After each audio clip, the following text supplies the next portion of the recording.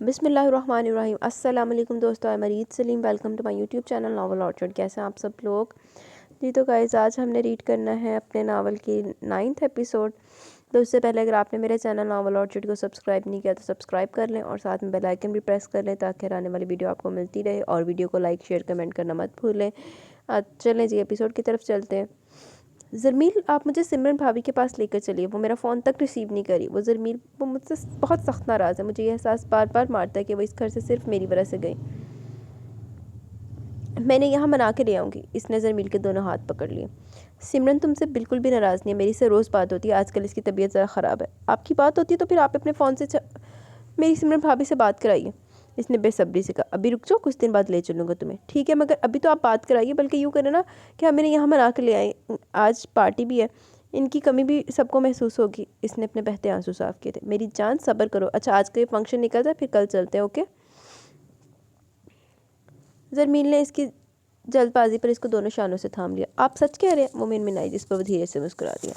हाँ यार, अब देर मत करो, जल्दी से तैयारी पकड़ो, मेहमान आने वाले हैं। इसने इसकी पेशानी पर एक बूसा दिया, खुद तैयार होने के लिए ड्रेसिंग रूम में चला गया। रात को लॉन में जैसे मेला लगा हुआ था। तकरीबन सभी लोग जमा थे सिवाय सिमरन के, जिसकी कमी घर वालों ने सब ने ही नोट की। मगर अरशद को शिद्दत से इसकी कमी का एहसास हुआ। शुक्र है तन्वी हो गया। इसकी समझ नहीं आ रहा था किस मुंह से वो इसका सामना करे। बहुत गरूर से कहा था कि मुझे तुम्हारी ज़रूरत नहीं। कितनी बेदर्दी से निकल जाने को कहा था। बेहिसी बेतनाई के सारे रिकॉर्ड तोड़ दिए थे इसने। इस वक्त वो यकीनन सख्त नाराज़ थी। से शादी की 10 साल ज़िंदगी में से नहीं याद पड़ता कि इसने कभी सिमरन को मनाया भी होगा। हमेशा से इसी ने मनाया था, चाहे वही गलती पर क्यों ना हो। और आज भी हमेशा की तरह वही गलती पर था। तो वो इसको नहीं मनाएगी, मुझे मनाना पड़ेगा। मगर कैसे कैसे जाए इसके पास? यहाँ आकर इसकी अनाजोश मारने लगी। इसकी ज़िद्दी तबीयत और कर आ जाती। क्या सोच रहे हो? हसन इसी के पास अपनी कोल्ड ड्रिंक की बोतल लिए चला है। हाँ, वो पूरी तरह चौंक कर हसन को देखने लगा। नहीं, कुछ भी तो नहीं। इसके हसन के हाथ से कोल्ड ड्रिंक ले ली जो वो इसके लिए भी लाया था। अरशद, सिमरन भाभी नज़र नहीं आ रही, अभी तक आई नहीं अपने मैके से? हाँ, वो वही अभी। अरशद ने कोल्ड ड्रिंक का एक सिप लिया। मगर आज तो घर में फंक्शन है और तू आज ही नहीं यहाँ होना चाहिए था ना? बहुत आम सा लहजा था। सिर्फ हुई पे इत्तेफाक किया था। हसन ने बगौर अरशद का जायज़ा ले से कुछ ठीक नहीं लग रहा था। Something wrong? तुम्हें ऐसा क्यों लगा? उल्टा सवाल था। ये मेरे सवाल का जवाब तो नहीं है। हसन की नज़रें बिला इरादा ही सामने उठी, जहाँ मानिया खड़ी मकसूम की किसी बात पर मुस्कुरा रही थी। कासनी नेट की फ्रॉक में जिस पर बहुत खूबसूरत काम किया गया था, नहायत गजब की लग रही थी। दोनों हाथों में मैचिंग चूड़ियाँ भरी हुई थी। नाजुक सी चूड़ी में वो नाजुक सी गुड़िया लग रही थी। जो सबसे ज़्यादा कुछ नुमाया हो तो इसकी सराहीदार गर्दन, जिस पर एक काला सा तिल इसकी खूबसूरती में चार चांद लगाता था। वानी की नज़र बिला इरादा इस जानिब उठी तो हसन को खुद पर नज़रें मरकूज पाई। इसकी होंठों की मुस्कुराहट अंदर ही जैसे कहीं दम तोड़ गई। इन बलोरी आंखों में बहुत चमक थी। इसे वो दो आंखें याद आ गई। मगर ये हसन है, अरशद भाई का फ्रेंड, और फिर वो क्यों इससे सहम जाती है? इस दुनिया में हज़ारों करोड़ों लोगों की बलोरी चमकती आंखें होंगी, एक फरीदी तो बहुत नहीं था। और फिर वो वहाँ रुकी नहीं, मकसूम से कुछ कहकर चली गई। हसन की बलोरी आंखों ने दूर तक इस परिवश का पीछा किया जब तक वो निगाहों से ओझल नहीं हो गई।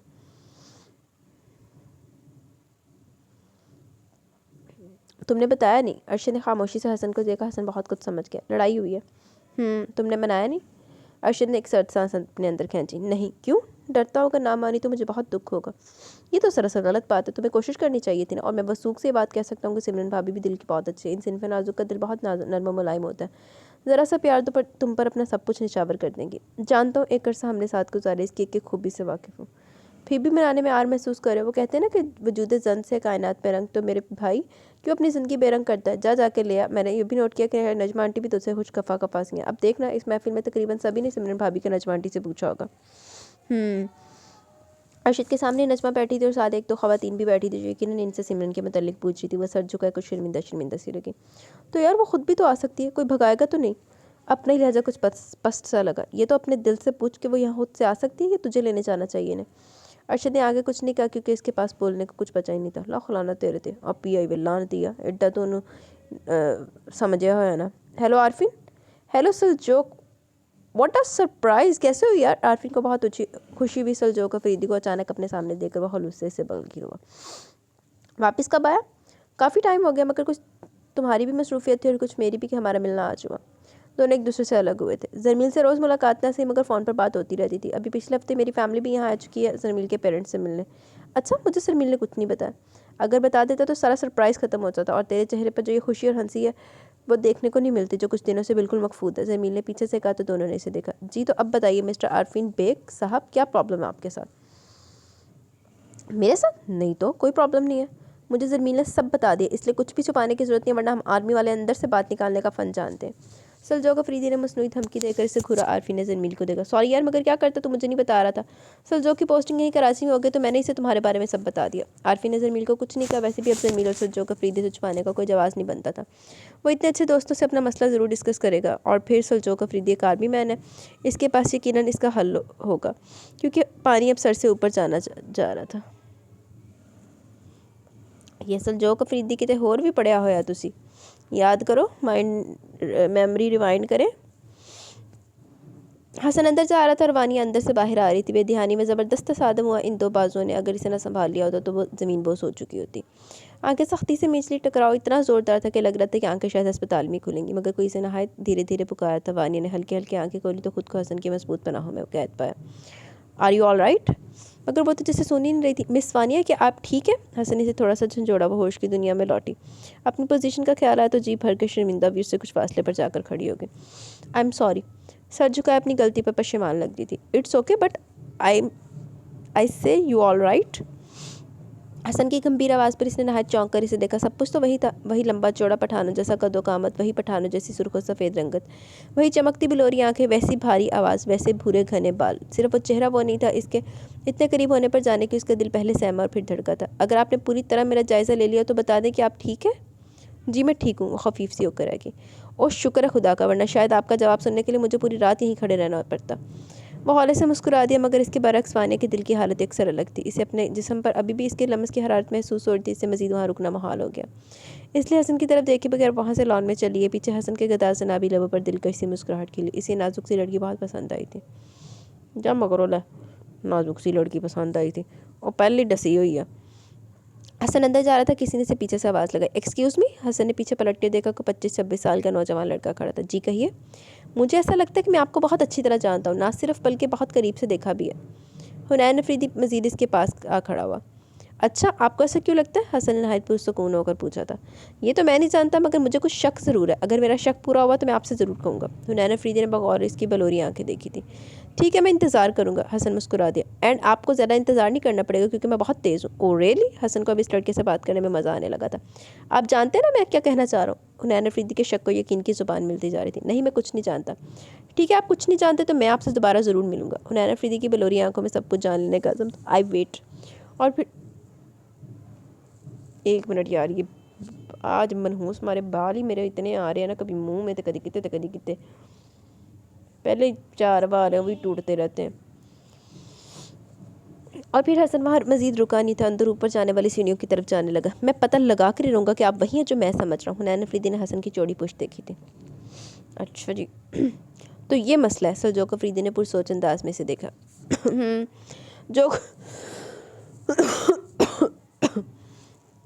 जो कुछ भी था मैंने तुम दोनों को बता दिया, सब सच सच बता दिया। आरफी ने हौले से कहा। देखा कितना बड़ा पहाड़ अपने दिल पर लिए फिर रहा, और अगर मैं आज भी इसे नहीं पकड़ता तो तुझसे नहीं मिलवाता तो ये कुछ भी अपने मुंह से बोलने वाला नहीं था। ज़मील ने आरफिन को संजीदगी से घूरा। अच्छा एक बात बताओ आरफिन, तुम्हें पूरा यकीन है कि वो मूवी और तस्वीरें मकसूम भाभी की नहीं है, वो कोई और है? सलजोक अफरीदी ने अपने तफ्तीशी सवालात शुरू कर दिए। 100% यकीन है, आरफिन ने वसूख से कहा।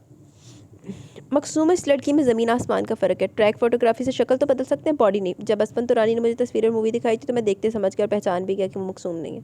फिर तुमने इसी वक्त असफन तुरानी को क्यों नहीं कहा? मैं जानना चाहता हूँ कि इन लोगों का असल मकसद क्या है। ऑल राइट, तुम मुझे ये सब दो और ये भी बताओ कि तुम्हारे एम्प्लॉय हैदराबादी ने क्या रिपोर्ट दी। इसने कहा कि वो आजकल मैं इन्फॉर्मेशन जमा करके इकट्ठी कर देगा।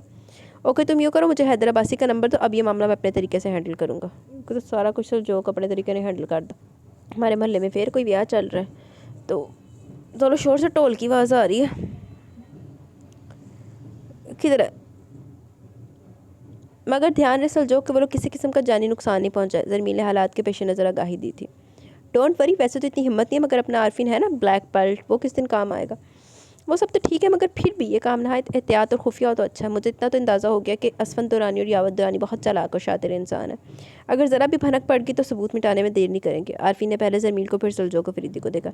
ये भी तुमने ठीक कहा, मगर तुम इसकी फ़िक्र मत करो, ये केस मेरे हाथ आ गया तो सब ठीक हो जाएगा। सलजोक अफरीदी ने आरफिन की बात से पूरा इत्तफाक किया। मैंने लगता साढ़े घर के बाहर ही कोई ढोल बज रहा। हमारे हमसायों के घर भी शादी है, लेकिन इनकी शादी का कार्ड में आया है हफ्ते वाले दिन का, मतलब 30 का। तो आज ही तो शुरू हो गए टोल टमके। अच्छा एक बात और, वो ये कि मैं चाहता हूँ कि सारे मामले से मकसूम को दूर रखा जाए। तुम जो भी इन्वेस्टिगेशन करोगे मैं चाहता हूँ ये सब मकसूम के इल्म में ना हो। आरफीन की नज़र सलजोक अफरीदी से होती हुई सीधी मकसूम पर पड़ी, जो याले के साथ कचपुर्स मर्दा सी थी। इन चंद दिनों में मकसूम बिल्कुल मुरझा के रह गई थी। मेरी कोशिश है कि मगर मैं वसूख से नहीं कह सकता, क्योंकि हो सकता है कुछ ऐसी बातें, कुछ ऐसे राज जो मकसूम भाभी को मालूम हो और हमसे पोशीदा हो, तो इनकी कहीं ना कहीं तो हेल्प चाहिए होगी। जरमील इसकी फीलिंग अच्छी तरह समझता था, इसलिए इसके कंधे पर हाथ रखा। बेफिक्र हो, इस सारे मामले इस सिलसिले में इन्वेस्टिगेशन के दौरान मकसूम का कोई जिक्र नहीं होगा। और तुम्हें एक और बात भी बताऊं, असफन दुरानी और यावत दुरानी गुनाहगार है तो इन्हें सज़ा भी वहाँ का कानून देगा, और तुम अच्छी तरह जानते हो वहाँ का कानून कितना सख्त है। वो डायरेक्ट इनकाउंटर करते हैं या जेल में ज़िंदगी भर जेल की सलाखों के पीछे डाल देते हैं। सलजोक अफरीदी ने फ़ौरन आरफिन की परेशानी भांप ली। आई अंडरस्टैंड सलजोक, बट मुझे मकसूम की फ़िक्र है। इसने मकसूम की तरफ से निगाहें हटा ली थी। आई नो, हमें भी मकसूम भाभी की फ़िक्र है मेरे यार। सलजोक अफरीदी ने आरफिन के कसरती बाजू पर हौले से थपकी दी। सब ठीक हो जाएगा। आरफिन ठीक से मुस्कुरा भी नहीं सका, फिर इन तीनों का रुख दूसरी बातों की तरफ मुड़ गया। वानिया नीचे रज़ा को देने जा रही थी कि बीच के पोर्शन में अरशद से मिल गया। वानिया, रज़ा को मुझे दे दो, मैं ज़रा बाहर जा रहा हूँ तो इसे लेकर जाऊँगा। जी अरशद भाई। इसने रज़ा को अरशद की गोद में दे दिया। वानिया की नज़र बड़े सोफे पर पड़ी, जहाँ हसन आंखों पर बाजू रखे लेटा था या शायद सो रहा था। अरशद तो रज़ा को लेकर फ़ौरन नीचे लेकर चला गया, मगर वो जाने की वहाँ खड़ी रही। हसन में जाने ऐसी कौन सी कशिश या मकनतीसी ताकत थी जो बहुत चाहने के बावजूद इसके कदम नहीं उठ रहे थे। वो बगौर इसे देखने लगी, और शायद इसके देखने का असर था कि हसन ने अपने चेहरे से बाजू हटा लिया और इसको देखने लगा। वानी बलोरी आंखों से बुरी तरह घबरा के रह गई। वो इस कदर सुर्ख हो रही थी कि एक लम्हे के लिए वो डर के रह गई। इसने अफरीदी की आखिरी दफ़ा बलोरी आंखें देखी थी, जिनमें गुस्से की वजह से सुर्ख डोरे हलकूरे ले रहे थे। इन्हीं बलोरी आंखों ने इसे तबाह बर्बाद कर दिया था। इसका गरूर एतमाद सब मिट्टी में मिला दिया था। वो वापस जाने के लिए मुड़ी थी। वानिया सुनिए। वो वापस पलटी तो नहीं थी, मगर रुक ज़रूर गई। इसके रुकने पर हसन उठ गया, बैठ गया। प्लीज़ मुझे एक कप गर्म चाय बना के दे दे, मेरे सर में शदीद दर्द हो रहा है, शायद बुखार भी हो रहा है। इसने इस कदम मस्कीनी सूरत बना के कहा, वो पलटे बिना रह न सकी और बगौर इसका चेहरा देखने लगी। इसने वानिया को देखने पर मजीद मासूमियत भरी शक्ल बना ली। वानिया ने नजमा के बेडरूम का बंद दरवाज़ा देखा। नजमा आंटी घर पर नहीं है, वरना मैं आपको हरगिज़ जहमत हरगिज़ ना देता। इसने वानिया की सोच भांप ली थी। वानिया को तरस आ गया, उसके बुखार का सोचती हुई किचन में चली है। चूल्हे पर चाय का पानी चढ़ाया, इसमें चाय की पत्ती, चीनी और दूध डालकर वहीं खड़ी हो गई। चम्मच पर पकाकर वो हसन को चाय देकर जल्द से जल्द यहाँ से चली जाना चाहती थी। प्लीज़ एक पराठा भी बना दे। जो तने यकीन हो कि सारे काम आंदे हैं। पीछे जाती गंभीर आवाज़ पर बुरी तरह दहल कर रह गई। पीछे पलट कर देखा तो वो दरवाजे पर इस्तादा था। एक्चुअली आज सुबह नाश्ता नहीं किया, भूख भी लग गई है। वो चेहरे पर मासूमियत भरी मुस्कुराहट लिए अंदर ही आ गया। ओके, आप बाहर डाइनिंग टेबल पर बैठे, मैं वहीं लेकर आती हूँ। मानी हसन की मौजूदगी से घबरा रही थी। हालांकि इसने अपनी बलोरी आंखों को ब्लैक फ्रेम वाले ग्लासेस से छुपा लिया था, मगर शीशों के पीछे से झांकती वो सुर्ख बलोरी आंखें से शक में डाल देती थी। आप बनाइए, मैं यहीं बैठ जाता हूँ। वो किचन में रखी टेबल चेयर की तरफ बड़ा और आराम से खिसका आके बैठ गया। प्लीज़। इल्तिजा भरा अंदाज था। वो करती क्या ना करती कि मस्ताकपुरी से आटा निकाल कर लाई, जल्दी जल्दी अपना काम करने लगी। जब तक एक पराठा बना, चाय भी तैयार हो चुकी थी। इसने ट्रे में पराठा और चाय रखी, ट्रे उठा के टेबल पर रख दी। हसन ने मुस्कुरा कर ट्रे देखी। मानिया जी, आपने तो अपनी खुराक मुझे दे दी है। मानिया ना समझी के आलम में हसन को देखने लगी। मतलब आपने एक पराठा बनाया, वो भी इतना छोटा? प्लीज़ ज़रा एक और बना दीजिए, मगर ज़रा सेहतमंद सा। वो कहकर पराठे का एक नवाला तोड़ के खाने लगा। बहुत फ्री नहीं हो रहा तू? पहले तेन चाह चाहिए सी, फिर चाह बना के दी, तेन ना पराठा चाहिए, वो भी एक बना के देता, तेन दूजा भी चाहिए। दौर फिटे हाल। वानिया ठीक ठाक तप गई। वो पैर पटक के फिर से काउंटर की तरफ पड़ी और जल्दी जल्दी एक और मोटा सा पराठा बनाया। माने मौसूफ ने अपनी नौकरानी समझ लिया। वो मुँह ही मुँह में बड़बड़ाई। माने पराठा बनाकर जैसे पलटी, फिर से डबल माइंडेड हो गई। हसन चुपचाप लेफ्ट हैंड से पराठा खा रहा था। फ्रीदी भी तो लेफ्ट हैंड था। प्लीज़ दे दीजिए। जी। वो चौंक कर रह गई और पराठा इसकी ट्रे में रखा और तेजी से किचन से निकली। हसन ने छंबे से जाता देखा, फिर कंधे उचका कर खाने लगा। अस्सलाम वालेकुम। दूसरी चेयर पर अचानक ही हुनैन अफरीदी आकर बैठ गया। वालेकुम अस्सलाम। तुम कब आए? बिल्कुल अभी। आप सुनाइए कैसे? हुनैन अफरीदी ने इसकी ग्लासेस के पीछे से झांकती बिलोरी आंखों में झांका था।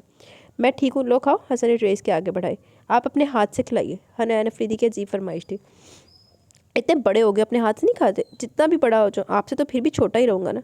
यार तुम कितनी ज़ूमानी बातें करते हो। आप अपने हाथ से खिलाएंगे तो खाऊंगा, वरना नहीं। हुनैन अफरीदी ने चेयर की बैग से टेक लगा ली। बहुत ज़िद्दी हो रहे हो तुम। हसन ने मुस्कुराते हुए पराठे का लुकमा तोड़ा और चाय में डिप करके हुनैन अफरीदी के मुंह में डाल दिया। वो खाता गया, हसन इसे खिलाता गया। चाय से भरा मग आधा कर भी पी गया, जिसे हसन ने एक दो घूंट पीकर हुनैन अफरीदी को दे दी, जिसे इसने फ़ौरन थाम ली। थैंक्स। हुनैन अफरीदी ने कप वापस टेबल पर रख दिया। हसन मुस्कुरा दिया, प्यार से इसे देख कर रह गया। बहुत ही कोई प्यार मोहब्बत नहीं चल रही है हसन ते हुनैन दा। सर जोक अफरीदी ने खनकारा भरा। हीरा जो रज़ा को लिए चाय पी रही थी और साथ टीवी भी देख रही थी, खनकारने पर पीछे गर्दन घुमा कर देखा था। ओ सलजोक भाई, आप? अस्सलाम वालेकुम। वो रज़ा को सोफे पर बिठाकर चाय का कप टेबल पर रख कर खड़ी होगी। वालेकुम अस्सलाम। सलजोक अफरीदी धीरे से मुस्कुरा दिया। चाय पी जा रही है, वो भी अकेले अकेले? जी मगर आप बैठिए, मैं आपके लिए दूसरी बना के लाती हूँ। अब तुम जाओगी बनाओगी, फिर मुझे देर हो जाएगी। ऐसा है कि तुम जाओ, जरमील को बुला के लाओ, जब तक मैं तुम्हारी चाय से लुत्फ़अंदोज़ हो जाता हूँ। सलजोक अफरीदी ने बगैर किसी हुज्जत के इसका चाय का कप टेबल से उठा लिया और एक सिप लिया। मगर सलजोक भाई, ये मेरी झूठी चाय है, मैं जल्दी से आपके लिए दूसरी गर्म बना के ले आती हूँ। रहना तो, जो मज़ा ये झूठी चाय पीने में है वो तुम्हारी दोबारा बनाने में नहीं होगा। सलजोक अफरीदी ने पुरशौक नज़र से देखते हुए ज़ूमानी बात की थी। चल भाई, सलजोक अफरीदी ने गया। हीरा के खाक पल्ले पड़ा था। वो इधर उधर गर्दन हिला के वहाँ से जरमील के बेडरूम में आ गई। वो जो अभी कुछ देर पहले ऑफिस से आया था। सलजोक अफरीदी दिलकशी से मुस्कुरा दिया। अभी कुछ दिन पहले इसकी फैमिली बाकायदा इसका रिश्ता हीरा के लिए लेकर आई थी। वो जो कि इस फैमिली को और हीरा को बचपन से देख रहा था, वो इसे बस बहुत पसंद थी। नटखट सी हीरा इसके दिल में बहुत पहले बसेरा कर चुकी थी, मगर ये बात अभी तक हीरा के इल्म में नहीं थी। यही कहा गया था कि वो अपनी पढ़ाई से फारिग हो जाए, फिर बात आगे बढ़ाती। इस रिश्ते के लिए जरमील के पेरेंट्स ने इनकार नहीं किया था। हाँ सलजोक, कैसा है? जरमील ने आने से इसकी सोचों का तसलसल टूटा था। फ़ाइन, तू सुना? सलजोक अफरीदी ने चाय ख़त्म करके खाली कप टेबल पर रख दिया। जरमील ने सोफ़े पर खेलते रज़ा को गोद में लिया और फिर सोफ़े पर बैठ गया सलजोक अफरीदी के सामने। मैं भी ठीक हूँ। आरफिन का मसला कहाँ तक आगे बढ़ा? मैं इसी सिलसिले में बहुत ज़रूरी हो गया मकसूम भाभी से कुछ सवालात कर लिए जाए। हैदराबादी से भी मेरी बात हुई है। असफन दुरानी और यावर दुरानी की इंक्वायरी का पूरा बायोडाटा आ चुका है। वो दोनों स्मगलर की दुनिया के बेताज बादशाह। मेरा ख्याल है बाकी बातें आरफिन और मकसूम भाभी के सामने कर ले। हाँ तुम ठीक बोले, तो फिर चलो ऊपर चलते हैं। दोनों खड़े हो गए। सामने सीढ़ियों से अरशद उतरता हुआ आ रहा था। हेलो, कैसे हो तुम सलजोक? अरशद ने दोनों से मुसाफा किया। खुश दिली से सलजोक अफरीदी को देखा। हाँ मैं ठीक हूँ, तुम सुनाओ? इसी दौरान जरमील का फ़ोन बजने लगा। Excuse me. जरमील ने अरशद की तरफ ही नज़र देकर फ़ोन रिसीव कर लिया। हाँ सिमरन बोलो। सिमरन के नाम पर अरशद ने जरमील को देखा। अच्छा, मगर क्यों? वहाँ से कुछ ऐसा कहा गया कि जरमील के चेहरे पर परेशानी और फिक्र के साइल मंडलाने लगे। अरशद ने बगौर जरमील को देखा। ओके तुम फिक्र मत करो, मैं अभी थोड़ी देर में कुछ काम निपटा के आता हूँ। ओके अल्लाह हाफिज़। जरमील ने मोबाइल ऑफ किया। क्या हुआ जरमील, सब खैरियत तो है ना? परेशान लग रहे हो। अरशद के दिल में मचलता हुआ सवाल लबों पर आ गया। सिमरन का फ़ोन आया था, ऐसा क्या हुआ था जो परेशान हो गया?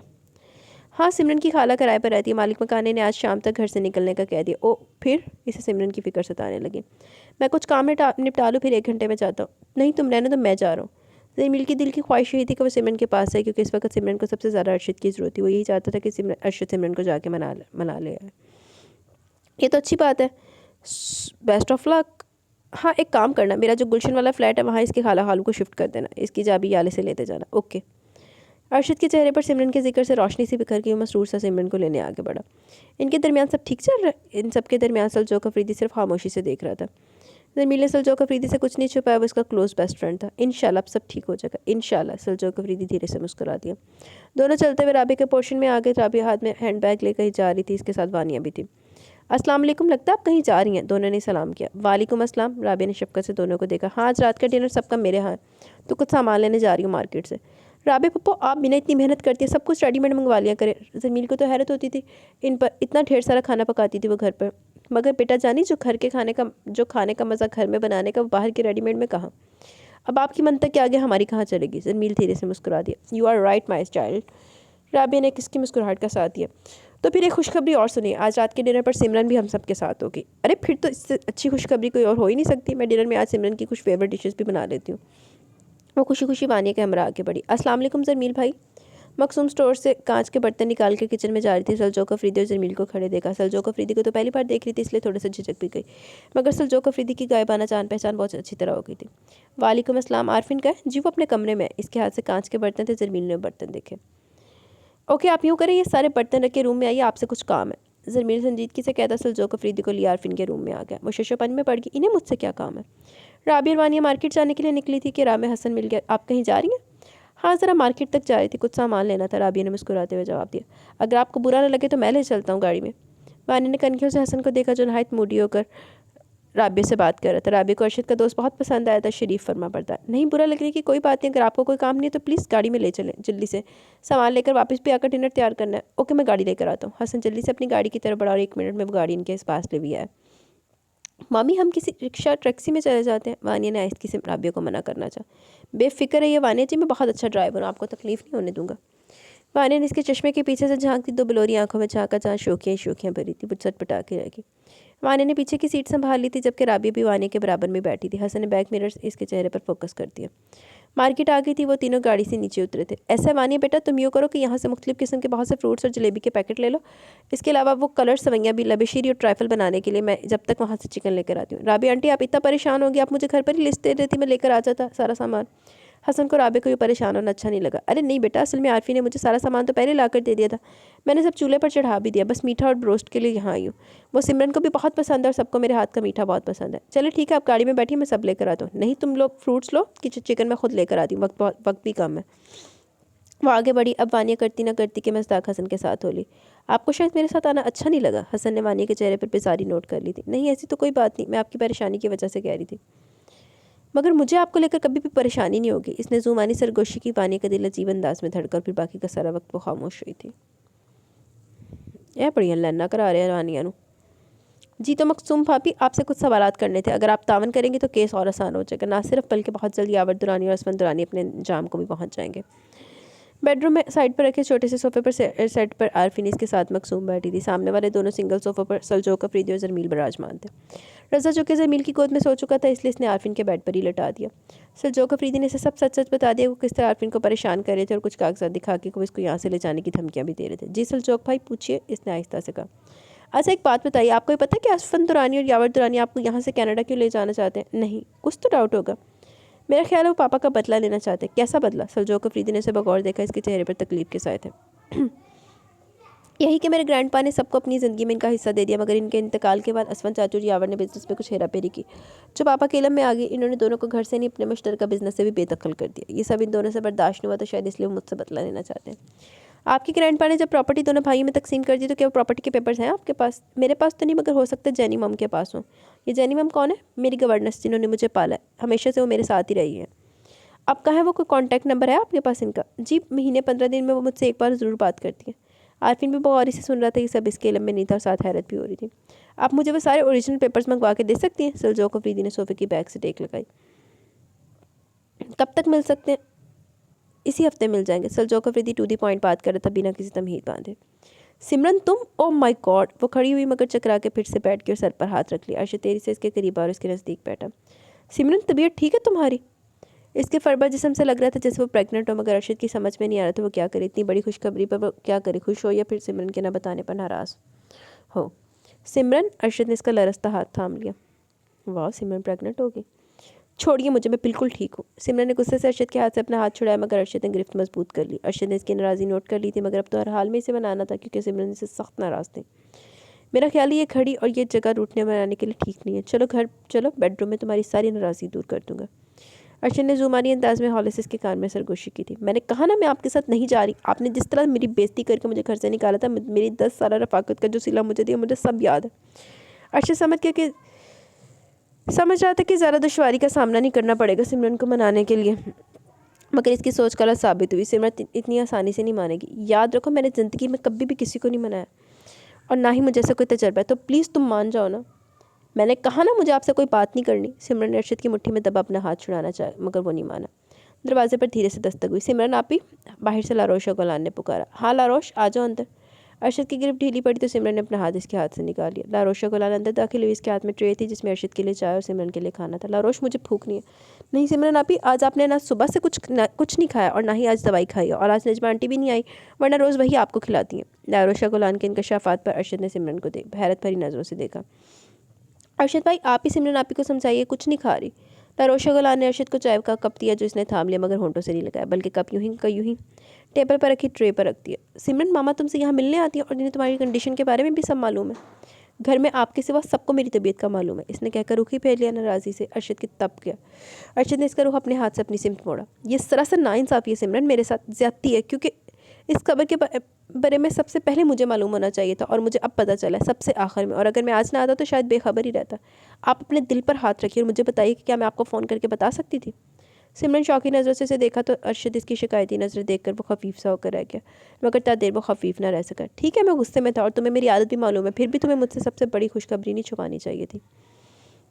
अर्शद अभी भी खुद को हक बचाने समझ रहे थे। सिमरन के दिमाग पर लगी।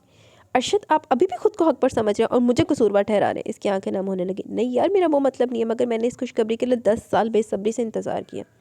अच्छा, अगर आपको पता चल जाता फिर क्या होता? वो तनक्कर बोली। अपनी जान को पलकों पर बिठाता। झूठे दिलासे मत दे। मैं जानती हूँ आपके दिल में और आपकी नज़रों में मेरी कोई हैसियत, कोई वक़्त थी। यार, अब गलत फहमियों के समंदर से बाहर भी आ जाओ। अगर यकीन नहीं आ रहा तो मैं तुम्हें बेडरूम में सबूत भी दे दूंगा। अर्शद ने बेसाख्ता इसके रुखसार पर अपनी हथेली की पुष्ट फेरी थी। सिमरन हया से शर्मा कर रह गई। आज बहुत साल बाद सिमरन को अर्शद पहले बार अर्शद लगा था, जो याले की शादी से पहले था। अर्शद, आपने मुझे बहुत दुख दिए। ये 7 माह मैंने बहुत अजियत में, बहुत तकलीफ से और तड़प तड़प के गुजारे।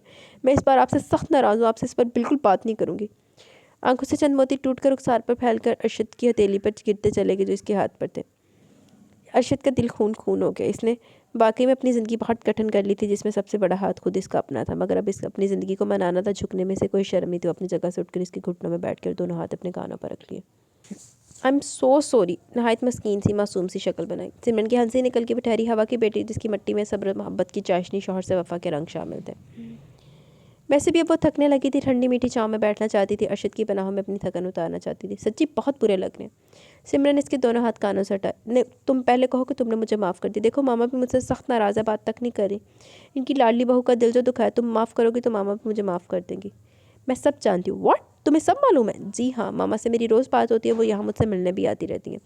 अर्शद ने सिमरन को घूरा, मगर इस घूरी में भी प्यार और चाहत कूट कूट के भरी थी। तुम सास बहू किस कदर तेज़ हो ना। और जनाब का अपने बारे में क्या ख्याल है? नहायत नेक ख्याल है। और एक बात तो बताओ ज़रा, तुमने सुबह से कुछ खाया पिया नहीं? इस पर भी तुम्हारे अंदर इतनी एनर्जी है कि तुम मुझसे मुस्तकिल लड़ रही हो। अर्शद इसके घुटनों के पास से उठकर दोबारा इसके बराबर में बैठ के नज़र सामने टेबल पर रखी ट्रे पर पड़ी, जिसमें खाना रखे रखे ठंडा हो गया था। जी हाँ, आपसे लड़ने के लिए मेरी एनर्जी मज़ीद बढ़ गई है। मगर आप एक बात सुन लें कि मैं आपसे बिल्कुल बात नहीं करूँगी। अच्छा, तो क्या आप 1 घंटे से मेरे भूत से बातें कर रही थी, बल्कि लड़ रही थी? आप वैसे किसी भूत से कम नहीं है, वो चिढ़ाने वाले अंदाज में मुस्कुरा कर बोली। वो तो तुम घर चलो, रात को बताऊँगी ये भूत क्या क्या कर सकता है। अर्शी ने पुरशौक लबो लहजे में कहते हुए हौले से इसके कान में सरगोशी की। सिमरन इसकी प्यार भरी जुमानी सरगोशी से कान की लो तक सुरख पड़ गई। इसने पलकों की बाट नीचे गिरा ली। अर्शद ने नहायत चाह से लूट लेने वाला मंजर देखा था। चलो, सिमरन अर्शद दा भी मसला हल होया। उस तो बाद अल्लाह ने इनको साब औलाद भी कर दिया। अर्शद के साथ सिमरन घर के अंदर दाखिल हुई तो सबने अर्शद को सताइशी नज़रों से देखा और बहुत खुश भी हुए। इसके फैसले पर सबसे पहले आसिया ने सिमरन को गले से लगाया। बहुत खुशी हुई अर्शद, तुमने ज़्यादा देर नहीं किया, वरना सिमरन को हमेशा दुख रहता। इनका इशारा सिमरन की प्रेगनेंसी की तरफ था, जिसे वो समझ गया। ठीक कह रही हैं ताई मम्मी आप, मगर बाज़ों का हमसे अनजाने में बहुत बड़ी बड़ी गलतियाँ हो जाती है, लेकिन मैं अपनी गलती का अज़ाला कर दूँगा। अर्शद ने सिमरन को मशकूर नज़रों से देखा। सिमरन ने माफ़ कर दिया, मैं बहुत मशकूर हूँ। मैंने तो आपको इसी वक्त माफ़ कर दिया था जब आप मुझे लेने के इरादे से घर आए थे। देखा, ये होती है मशरक़ की बीवी, जिसके ज़मीन में सब्र और इस्तकामत गूंदी होती है। आसिया ने आगे बढ़कर इसकी पेशानी पर बूसा लिया। अर्शद खामोश और सिर्फ फ़ख्री नज़रों से सिमरन को देख कर रह गया। सिमरन का सुनकर अंदर से याले भी आगे और सिमरन के गले लग कर खूब रोई। बड़ा मुश्किल हो गया था इसको चुप कराना। ज़मीली आगे बढ़ा और उसे सिमरन से अलग किया। बुरी बात है, खुशी के मौके पर खुद भी रो रही हो, सिमरन को भी रुला रही हो। सॉरी सिमरन भाभी। याले ने शर्मिंदगी से अपनी भीगी आंखें साफ की। पगली। सिमरन की आंखों में नमी सी तैरने लगी। ये सच था कि वो याले को बहुत चाहती थी। रज़ा नज़र नहीं आ रहा? सिमरन ने बेताब नज़रों से इधर उधर देखा। आज राबिया पप्पा ने सबको डिनर पर इनवाइट किया, वो वहीं पर है, याले ने कहा। नजमा ने सुना कि राबिया आई है तो वो तेज़ी से अपने बेडरूम से निकली। खुश आमदीद माई चाइल्ड। अस्सलाम वालेकुम मामा। वो खुश होकर इनके गले लगी। जीती रहो, खुश रहो। इन्होंने इसके माथे पर बूसा लिया। मामा आई एम सॉरी। अर्शद ने नजमा के कंधे पर अपने बाजू फैला लिया। मेरी बहू मेरे घर मेरी अपने घर मेरी नज़रों के सामने आके मेरे दिल से सारे गिले शिकवे, सारी नाराज़गियाँ दूर हो गई। इन्होंने मुस्कुरा के अर्शद को फिर सिमरन को देखा। बस यही कहना था इनका और अर्शद का दिल खुशी से झूम उठा था। सिरों खून बढ़ गया था। थैंक्स मामा। इसने नजमा के सर पर प्यार किया। खुश रहे मेरे सब बच्चे, मेरे लिए यही बहुत है। सब अब तो कोई फ़िक्र नहीं है नजमा? आसिया ने सवाल किया। नहीं आसिया भाभी, अब मैं बहुत खुश हूँ। नजमा और आसिया इसे ऊपर इसके बेडरूम में ले आई थी ताकि वो कुछ देर आराम कर ले। फिर सब इकट्ठे राबिया के पोर्शन में जमा होंगे।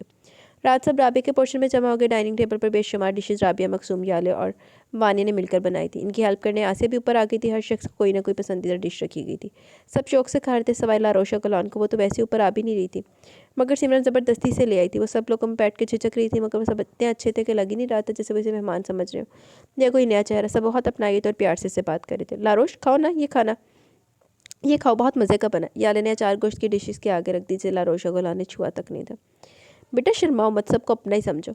नजमा ने ना सिर्फ कहा बल्कि खुद इसकी डिश में प्लेट में से अचार गोश्त का सालन निकाल दिया। जी मैंने खा लिया बस। नजमा ने बहुत सारा निकाल दिया तो वह घबरा के रह गई। मामा इसकी चिड़िया जैसी खुराक है, मुझे भी क्या क्या कर इसे खिलाना पड़ता है। सिमरन ने मुस्कुरा के लारोशा गुलान को देखा। खैर ये तो इसकी अपनी बातें थी। दूसरी साइड पर अर्शद ने हसन को देखा। हसन, ऑफिस में जो डेलीगेशन आई इसे डिनर पर कब बुला रहे हो?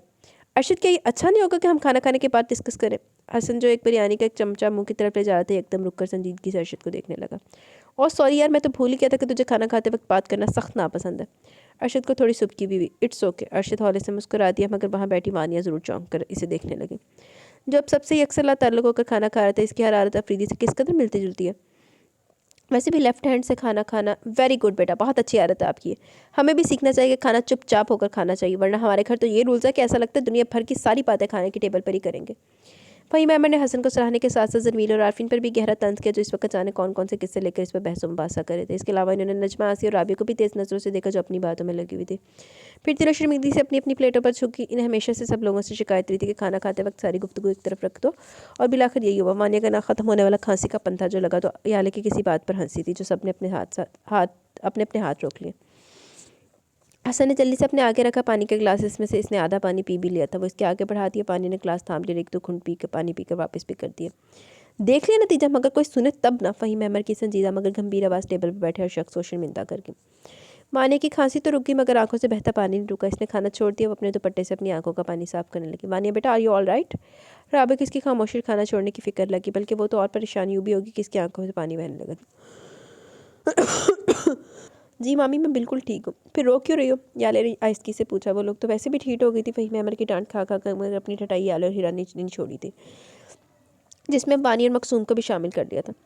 अरे नहीं, वो असल में मेरी आंखों से खांसते वक्त या हंसते वक्त पानी आता है। मैं खुद भी अपनी इस चीज़ से बहुत परेशान हूँ। वैसे मेरे भी बहुत आता है, खांसते वक्त भी आता है, जो हंसते वक्त तो फिर इतना आता है ना, मैं जरा करे तो रोनी भी आकर हंसनी भी।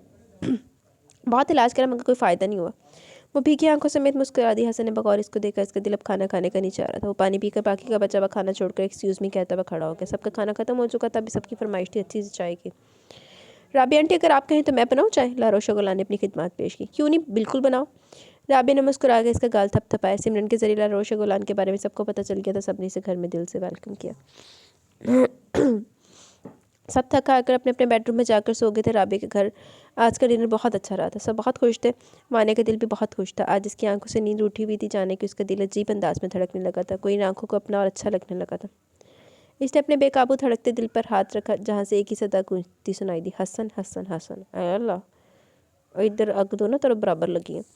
उफ अल्लाह, ये मुझे क्या हो गया? वो तकिए पर सर रख के आंखें मूंदे लेटी थी कि आंखों की बंद पुतलियों पर इसका झिलमिलाता अक्स उभरा।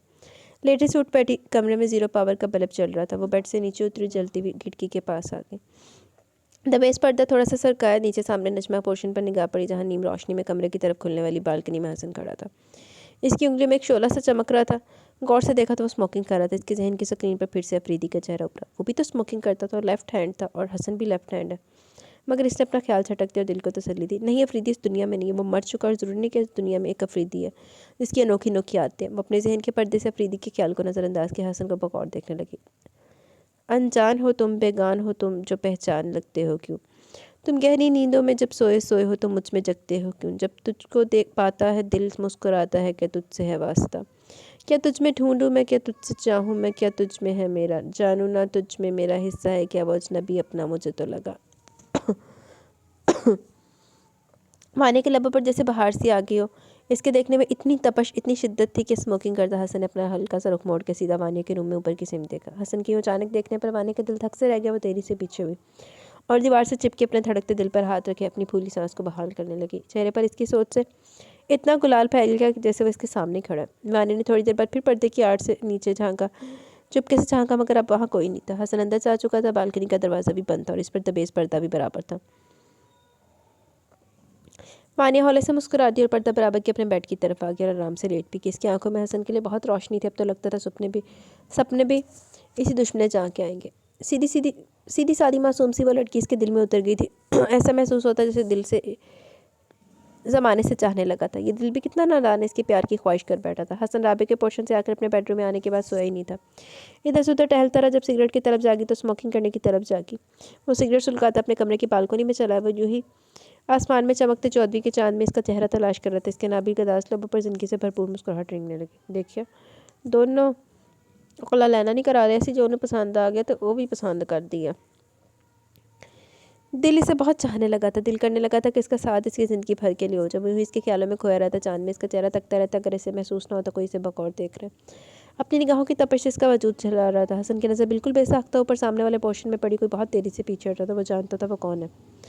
इसकी मुस्कुराहट गहरी हो गई, एक नज़र पर्दे पर डालकर वहाँ से हटता चला गया। अच्छा जी। रात का तीसरा पैर था। इसकी आंख 10-15 मिनट पहले लगी थी। कमरे में 0 पावर का बल्ब चल रहा था, मगर शायद वो भी बंद कर दिया गया था। इसे ऐसा महसूस हुआ जैसे इसके नातवा वजूद पर किसी की उंगलियां सरसरा रही हैं, किसी के गर्म सांसें इसका चेहरा झुलसा रही थी। कोई था जिसके बेहद करीब था, इसके वजूद को अपनी बाहों के हसार में कैद किया हुआ था। वानी की आंख खुली थी, कच्ची नींद का खुमार इसकी आंखों में था। कमरे में खूब अंधेरा था। इसकी सारी हिम्मत, इसकी सारी सोचने समझने की ताकत मफलूज होकर रहेगी। किसी ने इसके दोनों हाथों को अपने हाथों में कैद किया हुआ था। इसकी समझ में कुछ नहीं आ रहा था आखिर इसके साथ हो क्या रहा है।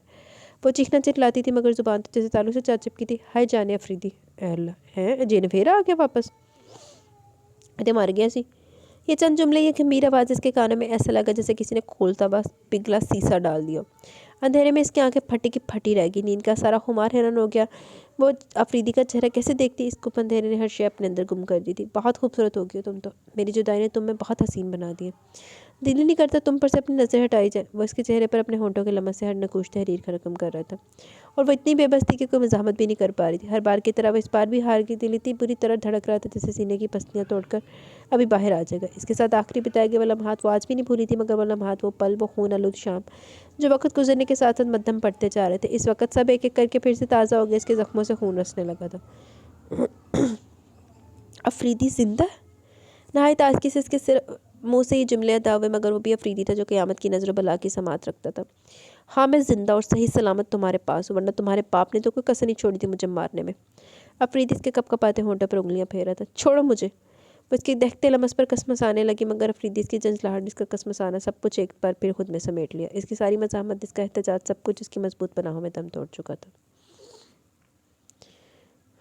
फिर आ गया जिन, तू पसंद कर ला हसन। खिड़की से आती सूरज की तेज़ किरणों से इसका चेहरा रोशन हो गया। बेसाख्ता इसने अपनी आंखों पर हाथ रखा और सीधे होकर लेट गई और बगौर छत को घूरती रही। इसके जहन की स्क्रीन पर सब वो रात जो कुछ हुआ तो घूमने लगा। क्या था वो सब? माने तेरी से उठी। इसकी कमर और हाथों में शदीद दर्द की एक लहर उठी। कमरे के चारों तरफ नजर दौड़ाई। कमरा बिल्कुल साफ सुथरा हो रहा था। बेड को देखा जिस पर मामूली सी भी शिकन नहीं थी, जिसका बेड मतलब था बेड पर इसके अलावा कोई नहीं। वो ख्वाब था मेरा? वो मुँह ही मुँह में बड़बड़ाई। इतना भयानक और जानलेवा ख्वाब? इसका दिल अंदर से सहम कर रह गया। इसने अपने चेहरे को हाथ लगाया। ऐसा महसूस हुआ जैसे अभी भी इसका दहकता लमस मौजूद है। वो तकलीफ बर्दाश्त करती हुई उठी और कदावर आईने के सामने जा खड़ी हुई। नहीं, अफरीदी मर गया, वो जिंदा नहीं बच सकता। बाबा ने इसे बहुत बुरी तरह मरवाया, इसका बचना नामुमकिन है। वो खुद को समझाती हुई वार्डरोब की सिमट पड़ी और एक पुरसुकून और शुक्र का सांस लेती वार्डरोब से एक कॉटन का सूट निकाल कर वॉशरूम में जा घुसी थी। बाबा कितने हैं? वो नज़र नहीं आ रहा। मकसूम किचन में दोपहर का खाना बनाने की तैयारी करी थी। राबिया ने इसे आलू गोश्त का सालन बनाना सिखाया था। वही बनाने लगी थी। प्याज काट कर चूल्हे पर चढ़ा दी। अब खड़ी सिंक के पास गोश्त हो रही थी। राबिया के पोर्शन से कुछ शोर की आवाज़ें आने लगी। इसने नजमा के पोर्शन से कुछ शोर की आवाज़ें आने लगी। इसने नल बंद किया और हाल में नीचे जाने वाली सीढ़ियों की रेलिंग पकड़ के नीचे झांकने लगी। नीचे हाल में सब जमात। इसने गौर से देखा, सोफे पर आरफिन बैठा था। इसके हाथ पर सफ़ेद पट्टी बंधी हुई थी। इसका दिल धक से रह गया। वो तेजी से नीचे। बताओ मेरी जान, ये कैसे हुआ? राबिया मुस्तकिल रो रही थी इसके पास बैठ कर। अम्मी आप प्लीज़ पहले रोना बंद करें। इसने बायां बाजू रोती हुई राबिया के शाने पर फैलाया। ठीक तो कह रही है राबिया, हम सबको किस कदर तकलीफ हो रही थी तुम्हें इस तरह देखकर, और तुम होकर बताती नहीं। आसिया भी इसके पास आकर बैठ गई। बड़ी मामी बात कुछ भी नहीं है। दरअसल आप लोगों को तो पता है कि हमारे कराची के हालात किस कदर ख़राब है। कुछ मोटर बाइक पर बैठे लड़कों ने दहशत फैलाने के लिए हवाई फायरिंग की थी। बस मैं इनकी गोलियों की जद में आ गया। तुम सच बोल रहे हो? राबिया ने शक की नज़रों से आरफिन को घूरा। बिल्कुल सच, इसने मुस्कुरा के जवाब दिया। पता नहीं हमारे कराची, हमारे मुल्क पाकिस्तान के हालात कब बेहतर होंगे। ऐसी धुंधली मचाई हुई है कि कुछ पूछो नहीं। आसिया ने दुख से कहा। आरफिन, जरमील को जब पता चला फ़ौरन सब काम छोड़कर सीधा घर आया। आरफिन ने जरमील की सिम देखा। ओ थैंक गॉड कि तुम आ गए। प्लीज़ मुझे मेरे कमरे में ले चलो। ख़वातीन ने रो रो के आज सैलाब ले आना है। आरफिन ने बड़ी बेचारगी से जरमील को देखा। ज़याले के तो सर पर लगी, पैर पर लगी, सर पर बुझी। वो नहायत सुलगती नज़रों से आरफिन को देखने लगी। ये बोली कि आपको हमारी मोहब्बतों की कदर नहीं है। याले के तनकते जवाब पर आरफिन हंस दिया। खुदा के लिए अपनी मोहब्बत जरमील के लिए वक़फ़ रखो। मुझ जैसा कमज़ोर दिल इंसान तुम्हारी जंगजू मोहब्बत अफोर्ड नहीं कर सकता। वो इस हालत में भी इसे छेड़ने से पास नहीं है। हाँ, ऐसे तो कमज़ोर दिल इंसान है आप। याले बुरी बात, कभी तो मौका महल देख कर बोला और हर जगह आरफिन से लड़ाई करना शुरू कर देती हो। नजमा ने आहिस्ती से डपटा। बिल्कुल दुरुस्त कहा आपने नजमा मामी, ये बिल्कुल जंगली लड़ाका बिल्ली है। आरफिन मज़ा लेने लगा। आरफिन भाई, आपने मुझे लड़ाका कहा? याले भड़क उठी। याले, जरमील ने सख्ती से एक आंख दबाई। वो खामोशी से बैठ गई। ठीक है, अब सब मुझे ही डांटो, नहीं कहती मैं कुछ भी किसी को, मगर मुंह फूला ही था। याले बदतमीजी मत करो। नजमा ने खिड़का, बल्कि चाह तो यही रही थी एक हथड़ भी लगा दे। अरे नजमा मत डांटो याले को, पता तो आरफिन कितना तंग करता है इसे। आसिया ने इसकी हमायत ली थी। फिर भी आसिया भाभी ये देख रही है ना राबिया किस कदर परेशान है, आरफिन तकलीफ में और इनको अपनी सूझी है। नजमा को इस वक्त याले का मुंह फुलाना सख्त नागवार गुजरा। आरफिन ने देखा कुछ ज़्यादा ही हो गया। नजमा मम्मी रहने दे, मैं तो सिर्फ मजाक कर रहा था और मैं बाकी अब बिल्कुल ठीक हूँ। वह चेहरे पर बशाशत लाने की कोशिश कर रहा था। वो नहीं चाहता था कोई इसकी वजह से परेशान हो। सभी से हंसता मुस्कुराता देखकर मुतमिन हो गए थे, मगर जरमील सब समझ गया था कि इन सब के पीछे कौन है। जरमील ने से बिठाया था। वो दोनों ऊपर जाने के लिए लगे। साइड में गुमसुम सी खड़ी मकसूम पर नजर पड़ी। मकसूम आर यू ऑल राइट? जरमील और आरफिन रुक गए, मगर मकसूम ने कोई जवाब नहीं दिया। जरमील इसकी खामोशी की वजह भी जानता था। फिक्र मत करो, सब ठीक हो जाएगा। जरमील ने धीरे से इसके सर पर हाथ रखा और आरफिन को लिए ऊपर इसके बेडरूम में ले आया। मकसूम भी इसके पीछे चल दी। वो अच्छी तरह जानती थी कि आरफिन के साथ ये किसने किया। असफन दुरानी और यावत दुरानी किसी भी हद तक जा सकते, इसका अंदाज़ा था इसे। मकसूम बगौर आरफिन को तकने लगी। वो अगर इस हाल को था तो इतनी तकलीफ में था तो इसकी वजह वो खुद थी।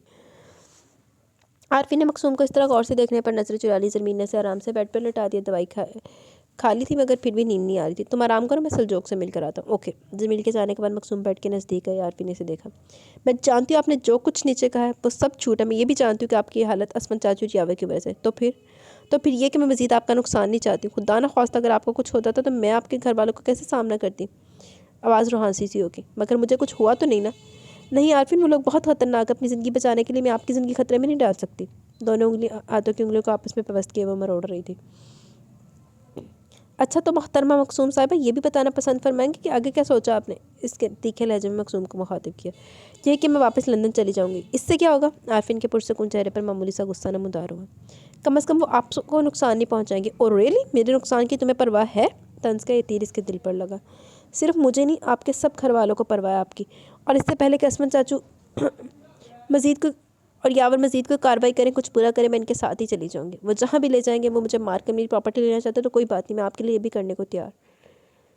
और इससे पहले कि वो आगे बोलती, आरफिन इसकी कलाई जो खींची अपना तवाज़ुन बरकरार रख सकी और पूरे वजूद के समेत आरफिन पर आ गिरी थी। ये बात तुम्हें मेरी ज़िंदगी में आने से पहले सोचनी चाहिए थी। हमारी शादी किसी भी तरह हुई हो, मगर ये भी सच है कि तुम मेरे निकाह में मेरी बीवी हो, मेरी इज़्ज़त, मेरी गैरत। और अगर मेरी इज़्ज़त की तरफ किसी ने भी बुरी नज़र डाली, मैं इसकी आंखें निकालूंगा और मेरी इज़्ज़त की हिफाजत तुम पर भी लागू है। बेशक लंदन जैसे आज़ाद शहर में तुम्हारी परवरिश हुई है, मगर ये पाकिस्तान है। यहाँ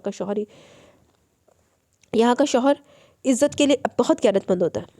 इसने मकसूम की सियाह कांच जैसी आंखों में झांका और नहायत सहूलत से खुद से मज़ीद करीब तर कर दिया। और तुम मेरी इज़्ज़त और गैरत के अलावा मेरी मोहब्बत भी हो। आरफी ने धीरे से इसके चेहरे पर आई करली लटों को छेड़ा। मकसूम के दिल की हालत किसी ज़रा परवाह नहीं थी। और मैं ये भी जानता हूँ कि तुम बेशक मगरबी माहौल में पली बड़ी हो, मगर अंदर से नहीं मशरक़ी औरतों की तरह जो अपने शौहर से अपना हक वसूल करके ज़िंदगी भर इन्हीं के साथ अपनी ज़िंदगी की आखिरी सांस तक जुड़ी रहना चाहती है। इसलिए अगर मैंने अपना हक वसूल नहीं किया तो इसे मेरी कमज़ोरी मत समझना। मुझे ज़रा टाइम नहीं लगेगा तुमसे अपना हक वसूल करने में। आरफिन का जो मामूली सा भी गुस्सा था वो इसके चेहरे की मासूमियत देखकर रफू चक्कर हो गया। इनसे आकाश में ज़माने भर की मासूमियत रक्षा थी जिसने आरफिन का करार लूट लिया। बहुत प्यार आया था इसकी हवाइयाँ उड़ाते चेहरे पर। वो जानता था कि इसके दिल की हालत जीरो पम है। बासानी इसके तेज़ धड़कते दिल की शोर की आवाज़ सुन सकता था। मुस्कुराते हुए इसने अपना हाथ मकसूम के सर पर रखकर इसे थोड़ा और झुका और इसके अरकरूद पेशाने पर अपने प्यार की मोहर सबत कर दी थी। और नहायत आस्ती से इसे खुद के हसार से आज़ाद कर दिया और मज़ीद से तंग नहीं करना चाहता था। जाओ शाबाश, किचन में जाकर मेरे कुछ खाने के लिए लाओ, बहुत ज़ोर की भूख लगी है। मकसूम ने लरसती पलकों से आरफिन को देखा जहाँ ज़िंदगी से भरपूर मुस्कुराहट रखसा थी। आंखों में बेइंतहा शौकियाँ थी, चेहरे पर तकलीफ की मामूली सी भी रमक नहीं थी। हैरत हुई कि इस कदर तकलीफ और अजियत में मगर ना तो चिड़चिड़ापन है और ना ही कोई उलझन। हो गया मेरे चेहरे पर तबसरा। आरफिन ने इसे चौंका दिया। पता नहीं वो कैसे इसकी सोच तक रसाई हासिल कर लेता था। मिसेस मकसूम, आरफिन तुम्हारे शौहर के बाजू में इतनी ताकत है कि वो तुम्हारी हिफाजत कर सकता है, इसलिए बेफिक्र हो और आगे की फ़िक्र और सोचें मेरे लिए छोड़ दो। असफर दुरानी और यावत दुरानी से कैसे निपटा जाएगा ये मैं अच्छी तरह जानता हूँ, मगर तुम भी अपने जहन में ये बात बिठा लो कि दोनों सिर्फ गिद्दड़ भपकिया दे रहे, वरना मेरा ना तो कुछ बिगाड़ सकते हैं और ना ही तुम्हारा बाल बेका कर सकते हैं। मकसूम ने पुरसकून होकर निगाहें झुका ली। खाना मिलेगा? लाती हूँ। और खाने से याद है किसने चूल्हे पर प्याज चढ़ाई थी, वो अब तक कोयला हो गई होगी। वह जल्दी से कमरे से निकली। मकसूम को वह हर सूरत में मना लेना चाहता था। वो अपनी ज़िंदगी की खुशगवार बनाना चाहता था। इसे उलझनों में डालकर या मकसूम पर गुस्सा करके मकसूम की सोच को गलत रुख नहीं देना चाहता था। असफर और यावर नहाय शातिर और चलाक थे। वो अच्छी तरह जानते थे कि अगर मुझे नुकसान पहुंचाएंगे तो मकसूम ट्रैप हो जाएगी। मकसूम इतनी मासूम है, वो जल्द उनकी बातों में आ जाएगी, जो कि आरफी नहीं चाहता था। मगर खेल यहाँ ख़त्म नहीं होता। वो ज़रूर मकसूम से कांटेक्ट करने की कोशिश करेंगे। ये ज़रूरी है कि मकसूम पर भी नज़र रखी जाए। वो अपनी बेवकूफ़ी में ज़रूर काम बिगाड़ लेंगे।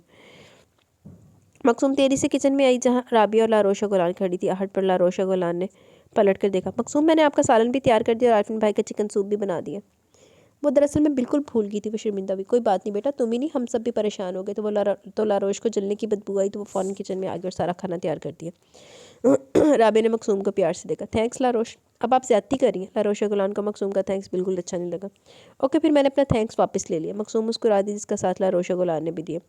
मकसूम, अगर आरफिन जाग रहे तो नहीं सूप दे दो। राबी ने सूप कांच की डिश पर निकाल कर डिश और कांच का प्याला चमचे समेत ट्रे में रख दिया। जी अम्मी, वो जाग रहे हैं, उन्हें भूख भी लग रही है। तो ठीक है, तुम ये ट्रे आरफिन को दो, जब हम जब तक टेबल पर खाना लगाते हैं। अला रोश भी हमारे साथ खाना खाएगी। राबे ने मुस्कुराते हुए ट्रे मकसूम को और कैबिनेट से प्लेटें निकालने लगी। लारोशा गुलान ने इनका साथ दिया और टेबल पर खाना चुनने लगी। हसन अभी ऊपर से आरफिन की खैरियत पूछकर कमरे में आया था। वहाँ उन्हें नफरीदी को देखकर इसका माथा ठनका। तुम यहाँ? मैंने आपसे कहा था ना कि मेरा शक वही है जो आप समझ रहे हैं, मगर आपने तस्दीक नहीं की, इसलिए मुझे यकीन करने के लिए आपके कमरे में आना पड़ा।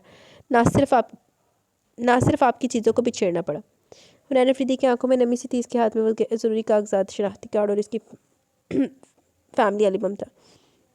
आप क्या समझते थे मैं आपको पहचान नहीं पाऊंगा? जब आपको उम्रे के खाने पर देखा था, आपसे हाथ मिलाया था, मेरे दिमाग में शक की घंटियाँ बजना शुरू हो गई। तो आज देख ले, मेरे शक को यकीन की ज़ुबान भी मिल गई। हुनैन अफरीदी ने वो एल्बम खोल के इसकी आगे किया जिसमें वो सारे बचपन की तस्वीर थी। वो हसन के साथ और सलजोक के साथ खड़ा था। तो कहीं हसन के अफरीदी के कंधे पर चढ़ा हुआ था। हैं, अभी अफरीदी निकले? कहीं जुबारी ने इसका कान पकड़ा हुआ था तो वो हसन अफरीदी के बाजू में छुप जाता। एला अभी अफरीदी निकले अजय। मैं जानता हूँ तुम शुरू से बहुत शार्प हो, बहुत तेज़ दिमाग है तुम्हारा। हसन अफरीदी ने अपने दोनों बाजू को फैलाया। हुनैन अफरीदी तेजी से इसके गले से लगा था। जैर इससे बचपन में लगता था। सलजोक अफरीदी और हुनैन अफरीदी से बहुत चाहते थे, मगर इसकी पूरी शबीह हसन अफरीदी से मिलती थी। इसकी पलोरी आंखें ख़ानदान भर में मशहूर थी। जो हसन अफरीदी के जैसी थी, इसलिए वह सलजोक अफरीदी से ज़्यादा हसन अफरीदी के करीब था। क्यों इतने साल हमसे दूर है आप? वलीद चाचू शैला पप्पो को खोने के बाद हमने आपको और नबीला चाची को बहुत ढूंढा, मगर आपका कोई पता नहीं मिला। क्यों हनी भाई, इतने साल आप लोग हम सबसे दूर रहे? और हसन अफरीदी के गले से अलग हुआ। इसका चेहरा रोने की वजह से पूरा भीगा हुआ था। हसन अफरीदी खामोश था, सिर्फ इसमें अपना आप देखने लगा, वो चेहरा जिसे इसने खो दिया था। प्लीज़ हनी भाई, अब तो बोलिए, कुछ क्या वजह थी जो आप हम सब दूर रहे? शैला पप्पो की वजह से। शैला पप्पो की वजह से? क्या मतलब हनी भाई? शैला पप्पो तो खाई में गिर के मर गई थी ना। हाँ, मगर इनकी लाश हमने बहुत ढूंढी, वो नहीं मिली। नहीं, शैला पप्पो जिंदा थी। जिंदा थी? हुनैन अफरीदी को ऐसा लगा जैसे इसकी बिल्डिंग की पूरी छत इस पर आ गई हो। जिंदा थी तो अब तक कहाँ थी? मेरे पास। और फिर हसन अफरीदी ने हुनैन अफरीदी को अपने गुजरे वाक़यात, रेहान शेख मानिया अपने बारे में सब कुछ बता दिया, वो सब भी जिसने अशे से छुपाया था। कुछ ही देर तक हुनैन अफरीदी सन्नाटे में बैठा रह गया। इसकी बलोरी आंखें जैसे पत्थर आ गई थी। ज़ुबान तालू से चा चिपकी हो, जैसे कभी बोलना बोलने की कसम खाई हो। क्या हुआ, चुपकी हो गए? हसन अफरीदी ने जामा तो साख से हुनैन अफरीदी को देखा। हुनैन अफरीदी ने नज़र उठा कर इसे देखा। इसके चेहरे पर ज़माने भर का दुख था, कर्ब अजियत थी और वो कुछ खोने का गम भी।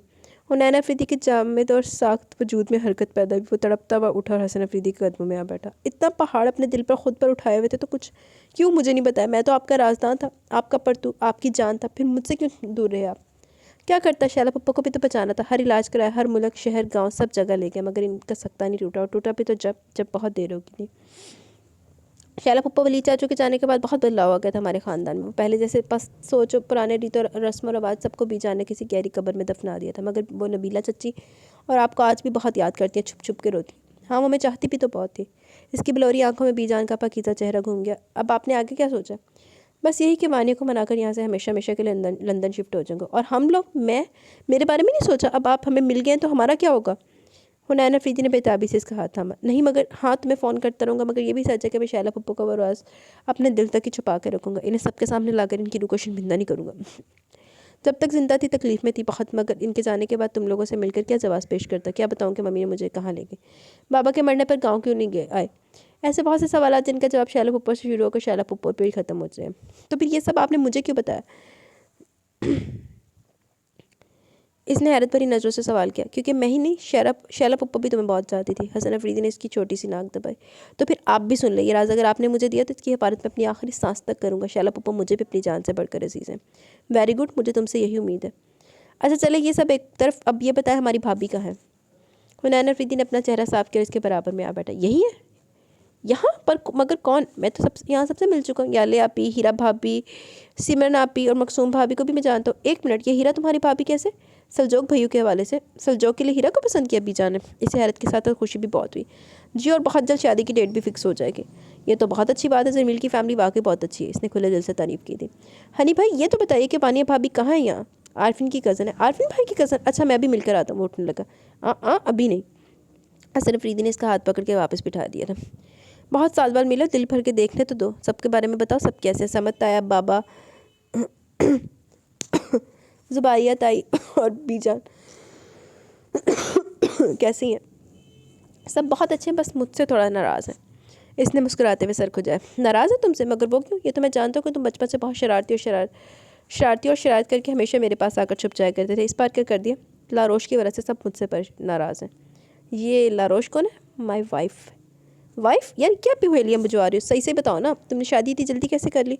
बस मत पूछिए, ये सब भी बीजान का कमा रहे। इन्होंने मुझे कोयटा भेजा था।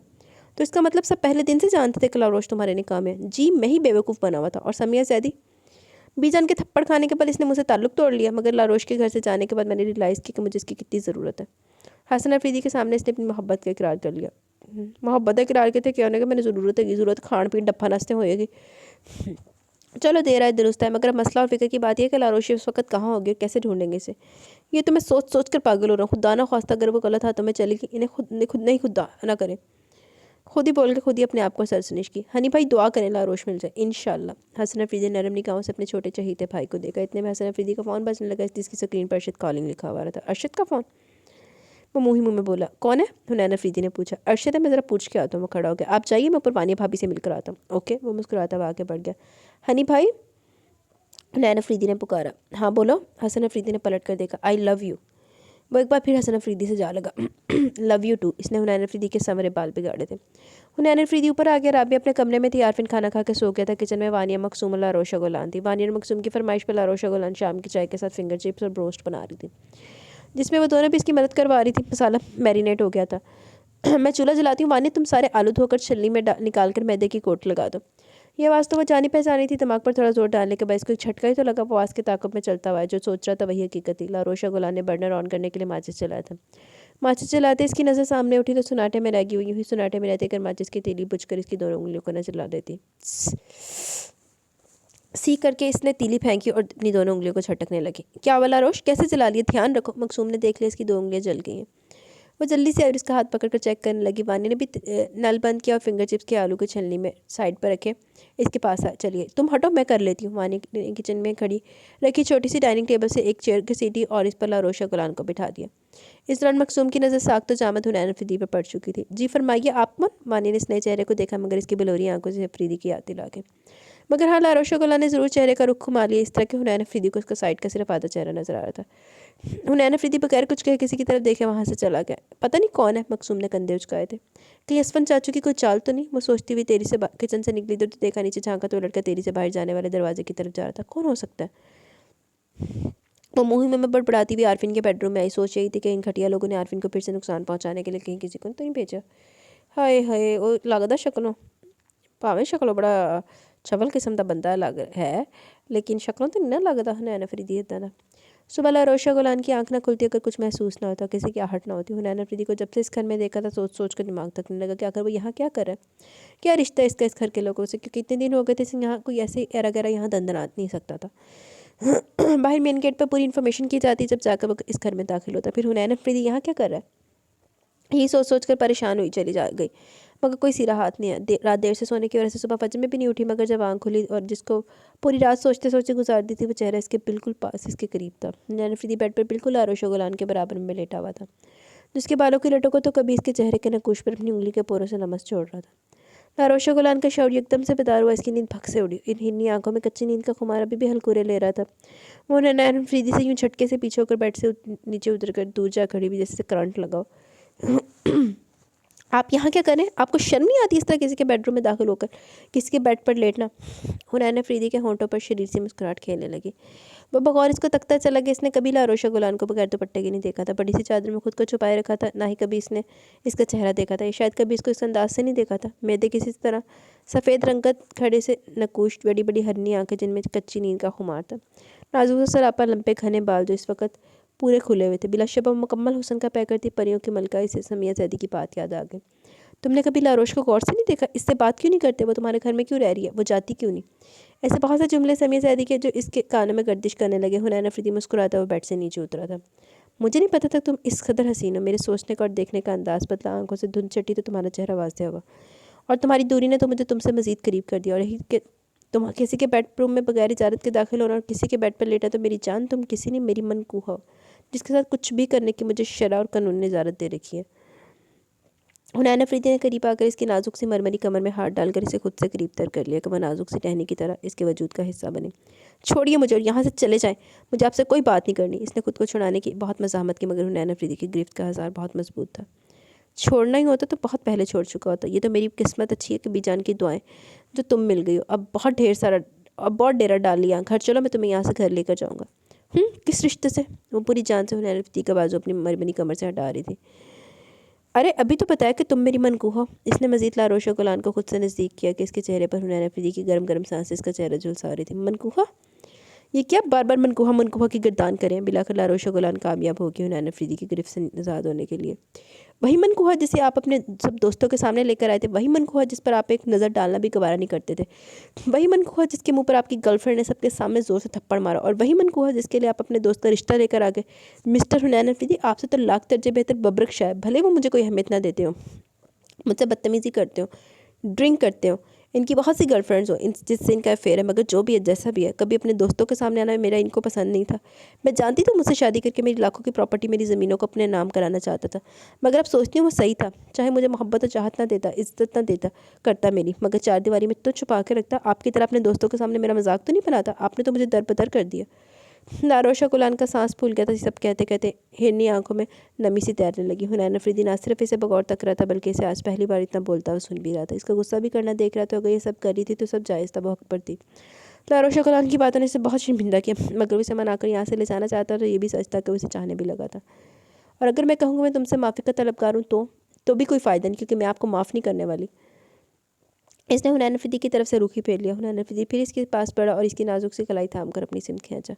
मैं तो तुम्हें बहुत सीधा और मासूम समझता था, तुम बहुत ही कठोर और जालिम निकली हो भाई। ये क्या बेहूदगी, आप बार बार मुझे इस तरह टच करके क्या साबित करना चाहते हैं? मैं आपकी कोई गर्लफ्रेंड समिया जैदी नहीं हूँ, मैं लारोश अगुल्लान हूँ। आ आ लारोश अगुल्लान नहीं, लारोश हुनैन। हुनैन अफरीदी ने बड़ी बेदर्दी से इसके गुलाब की पंखड़ी जैसे नरम होठों पर उंगली फेरी थी। लारोश गुलान के दिमाग पर लगी। एक तो बार बार इसका यूँ खींच कर खुद से लगाना, फिर इसका ये जुमला, अच्छा तो आपको याद है कि मैं लारोश हुनैन हूँ? वो तंज करने से बाज नहीं है। तो तुम्हें लारोश हुनैन के यकीन करने के लिए क्या सबूत चाहिए? अगर ये कि हमारा कोई बेबी या पापा वगैरह हो जाए तो मुझे कोई इतराज़ नहीं। हुनैन अफरीदी ने नहायत धीमे से इसके कान में सरगोशी की थी कि वो शर्मा है आके हमारे पूरी पसीने में शराबूर होगी। चेहरे की रंगत सुर्ख पड़ गई। हुनैन अफरीदी ने बहुत दिलकशी से इसका शर्माना घबराना देखा था। तुम लड़कियां भी ना इतना बोलती लड़ती हो अपने शौहरों से, मगर ज़रा सा कोई बेबाक से जुमला बोल दो ज़ुबान तालू में चिपकी लग जाए, ज़ुबान पर चुपी लग जाती है। इसने लारोशा गुलान के खुली रेशमी बालों के आगे की चंद लटों को छेड़ा। हुनैन छोड़िए मुझे, पलकों की बाढ़ को रुखसार पर गिराए वो हौले से बोली थी। हुनैन अफरीदी ने इसको अपनी गिरफ्त के हसार से आज़ाद कर दिया। हुनैन अफरीदी की बहुत सी गर्लफ्रेंड थी, मगर हुनैन अफरीदी की ज़िंदगी का जो सुकून व करार लूट कर लेगी वो सिर्फ और सिर्फ एक ही है, जो तुम हो। और समिया जैदी, ना चाहते हुए भी इसके होंठों पर शिकवा आ गया, जिस पर वो हौले से हंस दिया। इसका तो पैकअप तो उसी दिन हो गया था। वो रूफ असू मंदिर इसकी हिरनी आंखों में एक बार फिर फिल्म की तरह घूमने लगा, जब अमाद ने इसका दुपट्टा खींचकर इसको सबके सामने बरना कर दिया था। वो क़यामत का मंजर था, जान निकाल लेने वाला मंजर। एकदम इसके दोनों हाथ इसके सीने पर गए थे। इन हिरनी आंखों में एक दुख का समंदर सा भरने लगा। हुनैन अफरीदी समझ के इसकी सोच को वो आगे बढ़ा, इसके चेहरा अपने दोनों हाथों के प्यालों में भर लिया। आपने मुझे वो दुख दिया जो मैं ज़िंदगी भर भूल नहीं सकती। इन हिरनी आंखों में आंसुओं ने हुनैन अफरीदी का दिल खून खून कर दिया। इसने बेसाख्ता इसको खुद में समो लिया। मैं हर दुख का ज़ाला कर दूंगा लारोश, बस तुम मुझे माफ़ कर दो और घर चलो। बीजान और मामा तुम्हें बहुत याद करती हैं, और जब तक तुम मुझे माफ़ नहीं करोगे वो लोग भी मुझे माफ़ नहीं करेंगी। बहुत अच्छी बात है जब बीजान और मामा आपको माफ़ नहीं करी, उनको करना भी ऐसा चाहिए। लारोशा गुलान ने अपनी दोनों हथेलियाँ इसके सीने पर रख के इसे जोर से पीछे धक्का दिया। वो लड़खड़ा के जो पीछे हुआ, पीछे जहाज सा इस बेड पर गिरा, मगर लारोशा गुलान की कलाई नहीं छोड़ी। वो पूरे वजन समेत इस पर आ रही थी। लारोशा गुलान का दिल पूरी तरह धड़कने लगा। सांसों का तनफ्फुस तेज़ से तेज़ तर होता चला गया। इन हिरनी आंखों में हुनैन अफरीदी को अपना अक्स बहुत वाज़ेह नजर आया। बेख्तियारी हुनैन अफरीदी ने इसके गिर्द अपने दोनों बाजुओं का हसार खींच कर खुद से मज़ीद नज़दीक कर लिया। मैं जानता हूँ तुम भी मुझसे बहुत प्यार करती हो। तुम्हारी आंखों का ये प्यार मैंने बहुत पहले देख लिया था, मगर समझ नहीं पा रहा था। आज सब कुछ वाज़ेह है, सारी धुंध छुट गई है, हर मंजर साफ सुथरा निखर गया, जिसमें सिर्फ मैं और तुम है। हुनैन अफरीदी ने इसकी लरसती घनेरी पलकों पर अपने दहकते लब रख दिए। लारोशा गुलान का सारा गुस्सा जैसे कहीं झाग की तरह बैठ गया था। इसी दरबदरी की ज़िंदगी नहीं चाहिए थी। इसे हुनैन अफरीदी के साथ रहना था, इन चाहने वालों के दरमियान रहना था जिन्होंने इसे मान सम्मान, इज़्ज़त, मोहब्बत, चाहत दी थी। इसे अपनी बेटी माना है। जो सबसे हैरत वाली बात थी इसके लिए वो ये कि ये सब पहले दिन से जानते थे कि वो हुनैन अफरीदी के निकाह में। तो होर की बी जाने अपनी कज़न की गल फोन नहीं करके पूछे होगा तुम वेले हो तुम दोनों जड़े भी उफ। सिमरन बेड पर बैठ के बुरी तरह करार थी। अरशद वैसे भी आजकल ऑफिस से सिमरन की वजह से जल्दी आ रहा था। वो और अपना आरामदेह शलवार कमीज़ लेकर वॉशरूम जा रहा था। सिमरन की तकलीफ से करा पर वो शलवार कमीज़ सोफे पर फेंक गया। इसकी चिंता है। क्या हुआ सिमरन, तबीयत ठीक है ना तुम्हारी? अरशद इसके करीब बैठ और इसका हाथ थाम लिया। इसके चेहरे पर दर्द के आसार बहुत ज़्यादा थे। बस अरशद ऐसी तबीयत हो रही है, इतना मुश्किल हो जाता है, बैठ जाऊँ तो खड़े होना मुश्किल हो जाता है, और अगर खड़ी हो जाऊँ तो बैठना मुश्किल हो जाता है। जल्दी से 2 माह भी गुजरे, बहुत बेचैनी हो रही है। तो यार क्यों उठ बैठ रही हो, लेटी रहो, आराम करो। अरशद पता नहीं क्यों मेरा दिल बहुत घबरा रहा है। सिमरन ने अरशद के दोनों हाथ अपने रस्ते कपकपाते हाथों में थाम कर इस पर ग्रिप सख्त कर दी। मगर अंदर ही अंदर मेरा दिल बैठा जा रहा है। सिमरन की आंखों से आंसू निकलने लगे। अरशद का दिल खून होने लगा। सब ठीक हो जाएगा, थोड़ी हिम्मत करो, मैं हूँ, सब है तुम्हारे साथ। बस फिर क्या था, दर्द की एक तेज़ लहर उठी और सिमरन की जान निकल गई। अरशद, सिमरन चीखी थी। वो तड़पने लगी। अब घबराने की बारी अरशद की थी। इसने नजमा को आवाज़ें देना शुरू कर दी। मामा मामा जल्दी आए। 1 मिनट में अरशद के कमरे में सब जमा हो गए। घर में मर्दों में अरशद और आरफिन के अलावा कोई नहीं था। अरशद, सिमरन का अस्पताल लेकर चलो। मैं गाड़ी निकालता हूँ, तुम सिमरन भाभी को उठाओ। आरफिन अपनी तकलीफ की परवाह के बगैर तेजी से भागा। अरशद ने जल्दी से सिमरन को बाजू में उठाया। वो बेइंतहा रो रही थी, तड़प रही थी। इनके साथ नजमा, आसिया और राबिया भी गई। दूसरी गाड़ी में याले बानियाँ निकली थी। सिमरन की ऐसी हालत थी कि घर पर रुकने को कोई तैयार ही नहीं था। ऑपरेशन थिएटर में सिमरन को कई 2 घंटे हो गए थे। ऑफिस में जरमील को भी इतला दे दी गई। ऑपरेशन थिएटर से डॉक्टर आई थी। नजमा, आसिया तेजी से आगे बढ़ी। मुबारक और सिमरन के 2 जुड़वा बच्चे हुए, एक लड़का और एक लड़की। सबकी खुशी की हद खत्म हो गई। 10 बरस बाद अरशद को खुशी देखने को मिली। सिमरन की गोद भरी थी। इस पर जितनी खुशियां मनाई जाती कम थी। सिमरन को कुछ देर बाद प्राइवेट रूम में शिफ्ट कर दिया गया। इस कमरे में सब इकट्ठे हो गए थे। खैरात और सदका का सिलसिला शुरू हो गया। शुक्राना नमाज़ें अदा की गई। मस्जिदों में देगे भेजने का ऑर्डर दिया गया। गरीबों मसाकीन बच्चों को खाना खिलाने का कहा गया, क्योंकि जिसका जो दिल कर रहा था वो कर रहा था। इन सब में किसी ने भी मकसूम की गैर मौजूदगी को नोट नहीं किया। आरफिन की मतलाशी निगाहें इसे ढूंढ रही थी, मगर नाकाम साबित हुई। इसके दिलो दिमाग में खतरे का अलार्म बजना शुरू हो गया। याले, मकसूम का है? आरफिन भाई यही होंगी। याले ने आरफिन का फिक्रमंद चेहरा नहीं देखा। याले, वो तुम्हारे साथ आई है ना? नहीं, मेरा तो ख्याल था वो आपके साथ आई होंगी। याले को भी फिक्र लगी। वो इधर उधर देखने लगी कि हीरा ने इसका हाथ पकड़कर खींचा कि इसकी गोद में अरशद का बेटा था। आरफिन के चेहरे की रंगत उड़नी शुरू हो गई। इसके अंदर झक्कर से चलने लगे। जरमीली ज़ीरक निगाहों से आरफिन की हवाएं उड़ता चेहरा महफूज नहीं रह सका। आरफिन, क्या बात है, इतने परेशान क्यों लग रहे हो? सब खैरियत तो है ना? नहीं जरमील, मेरा ख्याल है कुछ ठीक नहीं। मकसूम हमारे साथ नहीं है। तुम यूँ करो, सलजोक को लेकर घर पहुँचो, मैं तुम्हें वहीं मिलता हूँ। आरफी ने अपने गले हाथ में बंधी पट्टी बेदर्दी से उतार के फेंक कर अपनी गाड़ी स्टार्ट कर ली। बेवकूफ़, ये लड़की बिल्कुल अक्ल से पैदल है। वो गुस्से में मुंह में बड़बड़ाता तेरी से गाड़ी भगा रहा था। और फिर वही हुआ जिसका डर था, मगर किस्मत ने बरवक्त इसका साथ दिया था। घर के पास ही असफन दुरानी की गाड़ी खड़ी थी, जिसमें वो दोनों आगे और मकसूम अकेली पीछे बैठी थी। आरफिन का खून रगों में लावा बन के बहने लगा। इसने मजीद स्पीड बढ़ाई और लाकर असफन दुरानी की गाड़ी के आगे लाकर इस तरह रोक दिया कि वो गाड़ी आगे बढ़ा नहीं सकता था। यावर पिस्टल लेकर गुस्से में बाहर निकला था। मकसूम का दिल दहल कर रह गया। यावर दुरानी को गुस्से में पिस्टल निकाल कर गाड़ी से बाहर निकलते देखकर वो भी बाहर निकली। नहीं यावर, तुमने मुझसे वादा किया था, तुम आरफिन को कुछ नहीं कहोगे। मकसूम ने यावर दुरानी का पिस्टल पकड़ा। तो फिर इसे अपनी ज़ुबान में कहो कि हमारे रास्ते से हट जाए। यावर दुरानी ने मकसूम का हाथ झटक कर आरफिन को घूरा। आरफिन प्लीज़ आप जाएं यहाँ से, मैं इन लोगों के साथ अपनी मर्जी से जा रही। Shut up, just shut up. अगर आगे एक और लफ्ज़ भी कहा तो अभी तुम्हारी जान निकाल लूँगा। आरफिन ने मकसूम को बुरी तरह झटका। मगर उसको मकसूम से इतनी बेवकूफ़ी की उम्मीद नहीं थी। बस बहुत हो गया, आज इस बात का फैसला हो ही जाए। इसका गुस्सा इतना जलाली था कि मकसूम अंदर तक काम करेगी। तेन सिर्फ चित्रां दी कमी है। तेन मैं तो कहनी इत्थे गोली मार के तेन किसी पासे दफन करके जान छुटे सारियां दी। आरफिन दी जिंदगी जाब की हुई है सजाब ने, जिदों दा जाब पल्ले पिया ओहदे। देखो मिस्टर आरफिन, तुम्हें आराम से समझा रहे, वरना मेरे और मेरे बेटे के लिए किसी को भी मारना कोई बड़ी बात नहीं है। इसका हल्का सा नमूना तो तुम देख ही चुके हो। असफन दुरानी का इशारा इसके बाजू पर लगी गोली पर था। तुम जैसे शेर की खाल में छुपे गिदड़ सिर्फ धमकियाँ दे सकते हो। हिम्मत थी तो सामने से आकर वार करते, बुज़दिलों की तरह पीछे से वार क्यों करते हो? आरफिन, असफन दुरानी और यावर दुरानी बुरी तरह ठाड़े। आवाज़ नीची, वरना ऐसा ना हो कि तुम्हारी ज़बान हलक से खींच कर तुम्हारे हाथ पर रख दूँ। आरफिन ने दोनों को बारी बारी घूरा और आरफिन बेग सिर्फ धमकियाँ नहीं देता, कर गुजरता।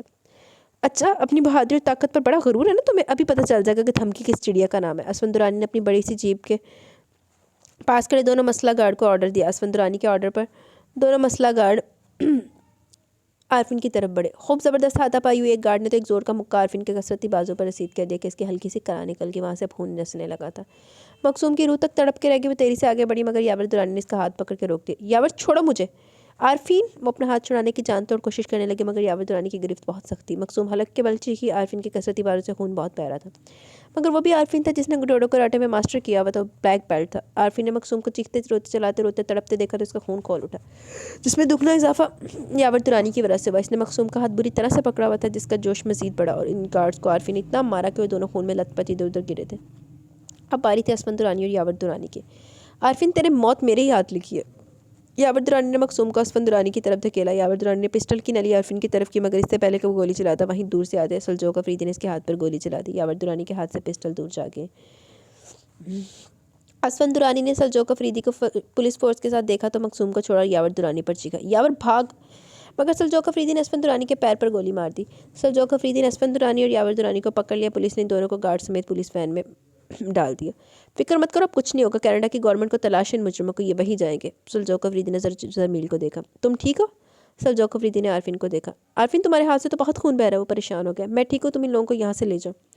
आरफिन ने अपने हाथ पर तवज्जो दिए बगैर मकसूम को गुस्से से देखा और इसकी तरफ बढ़ा। इसकी कलाई जोर से पकड़ी। मकसूम को तकरीबन घसीटता वो अंदर लाया था और अपने बेडरूम में लाकर जोर का धक्का देकर दरवाज़ा अंदर से बंद करके लॉक कर लिया। आरफिन दरवाज़ा लॉक करके मकसूम की तरफ बढ़ा और एक सन्नाटे थप्पड़ इसके मुंह पर मारा। शाबाश, वेरी गुड। आरफिन से ताड़ियाँ जी। दो चढ़ना मेरे वालों भी मार, चटाख चटाख करके, थोड़ा थोड़ा थोड़ा मार। कहाँ वो नाजुक अंदाम से, कहाँ वो बॉडी बिल्डर आरफिन। वो आरफिन का वार सहना सकी और दूर जाकर गिरी। आरफिन फिर गुस्से से आगे बढ़ा, उसका बाजू सख्ती से पकड़ कर खड़ा करके मुकाबिल खड़ा किया। क्या सोचकर मुझसे बगैर इजाज़त के तुमने घर से कदम बाहर निकाला? मेरे मना करने के बावजूद तुम इन लोगों के साथ जा रही थी। आरफिन का इस कदर गैज़ो गज़ब भरा अंदाज देखकर वो मज़ीद खौफज़दा हो गई। आरफिन मैं नहीं चाहती थी कि असफन चाची और यावर आपका कोई और नुकसान करें, आपको तकलीफ पहुँचाए। सी आंखों में एक समंदर मौजूद था, लब कप रहे थे। दर्द की शिद्दत से इसका चेहरा सुर्ख हो रहा था। और जो तुम मेरा नुकसान करके जा रही थी, इसका कोई एहसास, कोई परवाह है तुम्हें? आरफिन की जुबानी बात मकसूम के बिल्कुल समझ में नहीं आई। इसने खामोशी से फीकी पलकें सुर्ख आर्ज़ों पर गिरा ली। आरफिन ने गौर से देखा। All right. आरफिन ने एक सर डाली और इसका बाजू छोड़ दिया।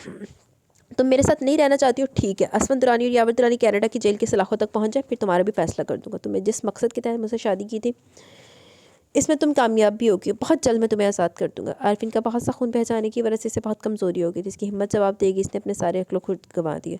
मकसूम डर खौफ के ज़रिए से आरफिन की तरफ बढ़ी। आरफिन आरफिन, वो तो सच शुक्र के ज़मील यही इनकी तरफ आ रहा था। मकसूम के चीखने पर इसने ज़ोर ज़ोर से दरवाज़ा पीटा। मकसूम ने जल्दी से दरवाज़ा खोला और ज़मील अंदर आया था।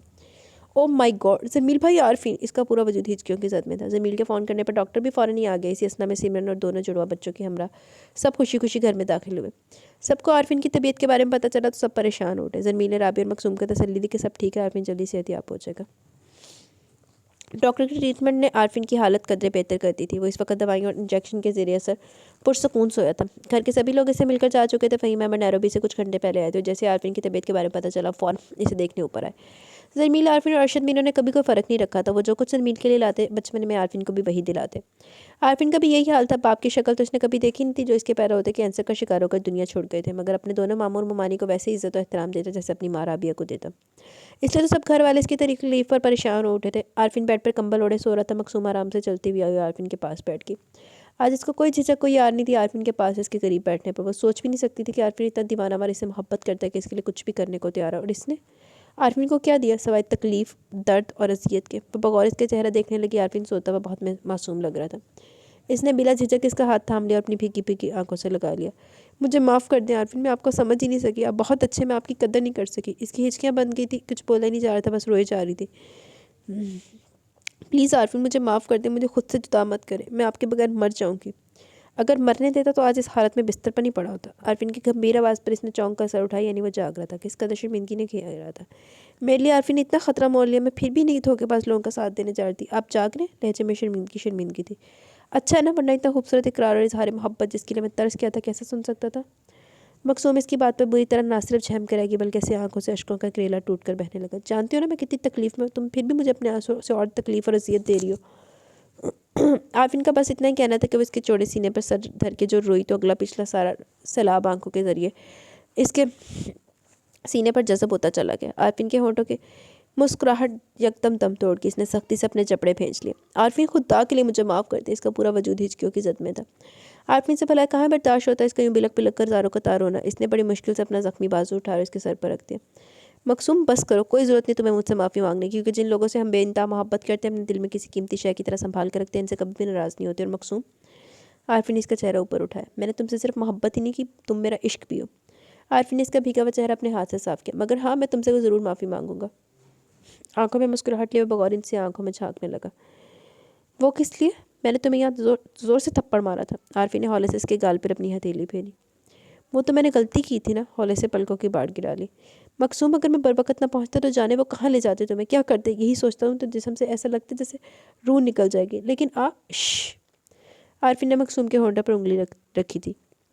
नफ़ी में इधर उधर गर्दन लाई। अब हम कभी भी इस टॉपिक पर बात नहीं करेंगे, ओके? आरफिन, मकसूम ने इसके अपने होंठों पर रखी अंगश्त शहादत पकड़ कर धीरे से वो कहा, मैं आपसे अलग रहकर जीना नहीं चाहती, मुझे इस घर से बहुत प्यार मिला, आप मुझे छोड़ेंगे तो नहीं ना? इसके दिल का डर इसकी ज़ुबान पर आ गया। ये वाहियात ख्याल तुम्हारे जहन में क्यों कर आया? आप ही ने कहा था कि आप मेरा फैसला कर देंगे, मुझे आज़ाद कर देंगे। कितनी मुश्किल से इसने चंद लफ्ज़ बोले थे। आरफी ने बगौर इसका चेहरा देखा। वो तो भूल चुका था कि इसने ऐसा कुछ कहा है। इसने मकसूम की कमर में अपना बाजू डाल के इसे खुद से इतना करीब कर लिया कि दोनों की गर्म सांसें एक दूसरे से उलझने लगी। मिसेस मकसूम आरफिन, आप हमारी रगों में लहू बनकर बहती हैं, मेरी आती जाती सांसों में खुशबू बनकर महकती हो। तुम मेरी किस्मत हो और अपनी खुशकिस्मती से जुदा होकर कौन जिंदा रह सकता है? कितना खूबसूरत इकरार कर रहा था वो कि मकसूम की आंखों से आंसू बह निकले। दिल पुरसुकून हो गए। इसने आसूदा होकर आरफिन के वसी सीने पर अपना सर धर दिया और आंखें मूंद ली। आरफिन हौले से मुस्कुरा दी, उसके सर पर अपने प्यार की मोहर सबत कर दी। चलो एना दा मसला भी हल होया। वानिया टीवी लाउंज में बैठी टीवी पर कोई प्रोग्राम देख रही थी जब भी हसन चला है। अस्सलाम वालेकुम। वानिया ने हाथ चौंक कर पलट कर देखा, हाथ से रिमोट पे गिर गया। ऐसा लगा जैसे अचानक से प्रीति इसके सामने आ खड़ा। वालेकुम अस्सलाम। ज़ुबान पूरी तरह लड़खड़ा के रह गई। हसन अफरीदी ने बगौर से देखा, फिर कालीन पर पड़े रिमोट को देखा। वो आगे बढ़ा और इसके कदमों में झुककर रिमोट उठाया। हसन अफरीदी ने इसकी तरह झुकने पर डर कर पीछे खिसक गई। इसके कलौन की तेज़ खुशबू माने के नथनों से घुसकर बहुत कुछ याद दिला गई। इसने फिर चौंक कर हसन अफरीदी को तका। ये खुशबू कितनी जानी पहचानी है। माने की गुमसुम होने पर हसन अफरीदी ने पहले रिमोट टेबल पर रखा और फिर इसकी पुरसोच आंखों के सामने चुटकी बजाई। वो गड़बड़ा के रह गई। ओही अफरीदी गया नहीं गया किते। क्या मैं आरफिन से मिल सकता हूँ? जी। ये मेरे सवाल का जवाब है या हैरत का इजहार? वो दिलकशी से मुस्कुरा दिया। चंडा मारा तेरे फड़ के। वो दिन एडा कुछ करके चला गया, हूँ तेरिया मुस्कुराहटा ही नहीं जा रही तो फिर जे अंडर रस्ते पहुँच गया रात नू। जी वो अपने कमरे में। ये तो मैं भी जानता हूँ कि आरफिन अपने कमरे में, मगर मैं ये पूछ रहा हूँ क्या मैं इनसे मिल सकता हूँ? हसन अफरीदी ने बगौर इसकी आंखों में झांक कर इन आंखों से नज़र हटती हुई सीधी इसकी सलाहीदार शफाफ गर्दन पर पड़े स्याह तिल पर ठहर गई। हसन अफरीदी के यूँ घूर घूर कर देखने पर वानिया बुरी तरह छेम कर ना सिर्फ रह गई बल्कि अपने दुपट्टे को और ठीक करके अपनी गर्दन भी छुपा ली थी। हसन अफरीदी ने अपनी नज़रों का रुख फेर लिया। होंठों से मुस्कुराहट एकदम गायब हो गई। मैं राबे मामी को बुला के लाती हूँ। वानिया से वहाँ रुकना मुहाल हो गया। वो सीधी भागती हुई राबे के बेडरूम में आई। वो आरफिन से मिला या नहीं वो नहीं जानती, मगर बेडरूम से बाहर नहीं निकली। आज फिर इसे ब्लोरिया की याद आ गई थी। जेन ही है, मैंने लगता जेन ने प्लास्टिक सर्जरी करा के आ गया। लारोशा गुलान को 2 दिन हो गए थे यहाँ है, मगर किसी के भी रवैये से जाहिर नहीं हो रहा था कि वो इससे नाराज़ है, बल्कि जुबारिया ने तो इसे खूब से लिपटा के खूब प्यार किया। बीजान ने भी इसे गले से लगाया। समंदर फरीदी ने इसके सर पर दस्ते शफकत रखा था, इसलिए बार बार बोल रहा था कि मुझसे दोस्ती कर लो, फ़ायदे में रहोगी, मगर तुम तो कुछ समझ ही नहीं रही थी। अगर आरफिन का मसला बीच में ना आया तो तुम्हें इस घर में वापस आने में इतने दिन भी नहीं लगते। सज्जो फरीदी ने नरमी से लारोशा गुलान को देखा।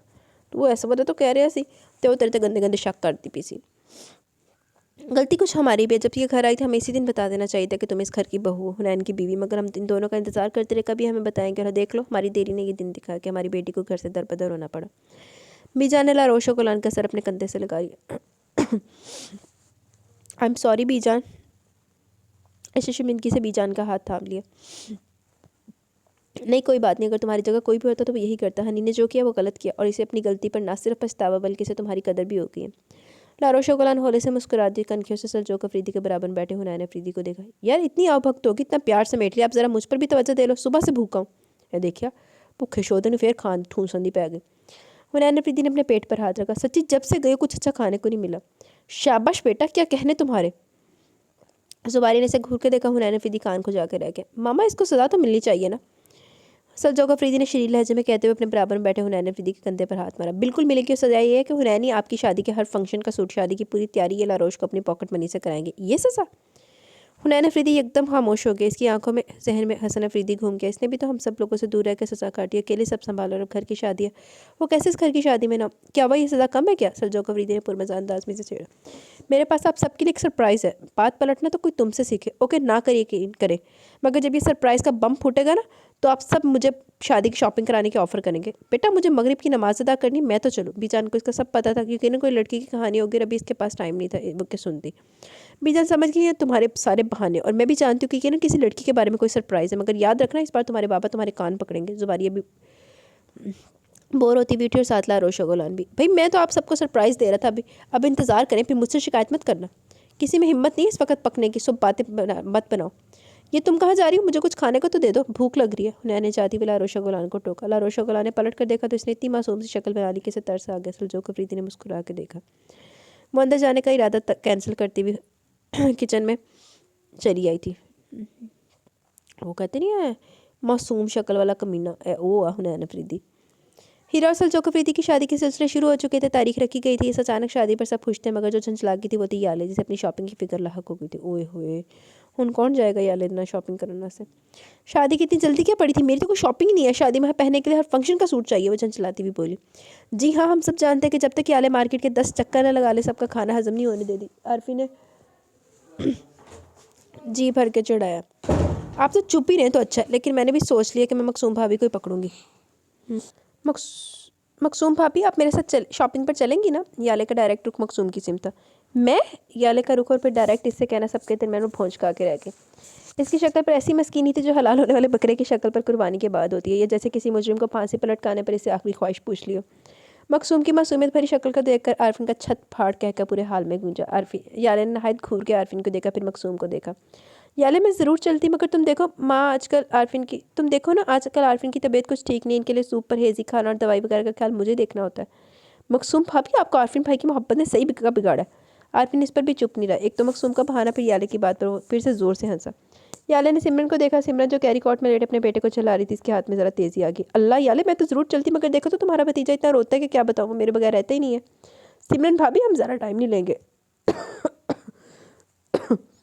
नहीं चंदा, यूशा बहुत रोता है, मार्केट में तो मज़ीद घबराएगा।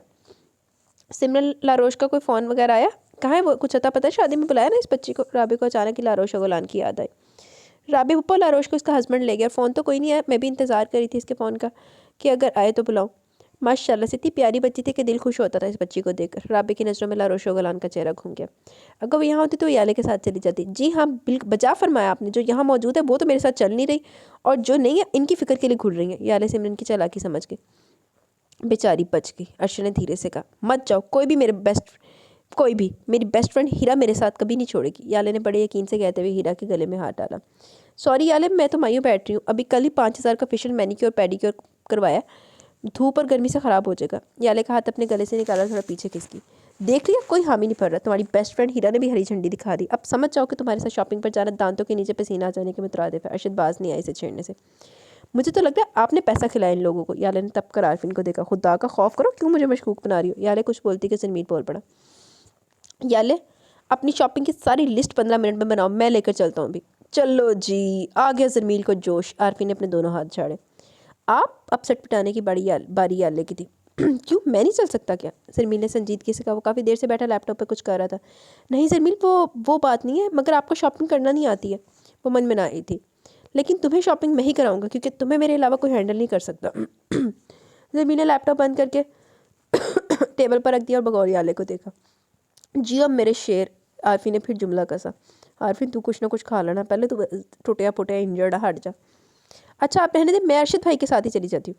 सॉरी गुड़िया, अगर मेरी मीटिंग्स और डेलीगेशंस का मसला ना होता या मैंने हसन के साथ नया बिजनेस स्टार्ट ना किया होता तो मैं ज़रूर तुम्हारे साथ चलता, मगर अभी बिल्कुल टाइम नहीं है मेरे पास। लो ये देखो, मेरा फ़ोन भी आ गया। अर्शद का फ़ोन बज रहा था। फ़ोन ऑन करके वो फ़ौरन वहाँ से निकला। जरमील ने याले को ऐसे देखा जैसे कह रहा हो, अब वानिया फारिग है, वो मेरे साथ चलेगी। I am so sorry Yale, वो गड़बड़ा के रहेगी। वो दरअसल मैंने अभी अपनी टांगों का ऑपरेशन करवाया, मैं ज़रा चल नहीं सकती, मेरे पाँव में दर्द उठने लगता है। मानी ने भी खुद को साफ बचा लिया, इसका पहला तजर्बा ही काफ़ी था। तो यार हम किसी रेस्टोरेंट में बैठ जाएंगे। चेहरे पर बेचार की थी, मगर आरफिन की दबी दबी हंसी नहीं रुक रही थी। ओह माय गॉड, आरफिन भरपूर मज़े ले रहा था इस वक्त। याले की बेचारगी की मकसूम घूर के रहेगी।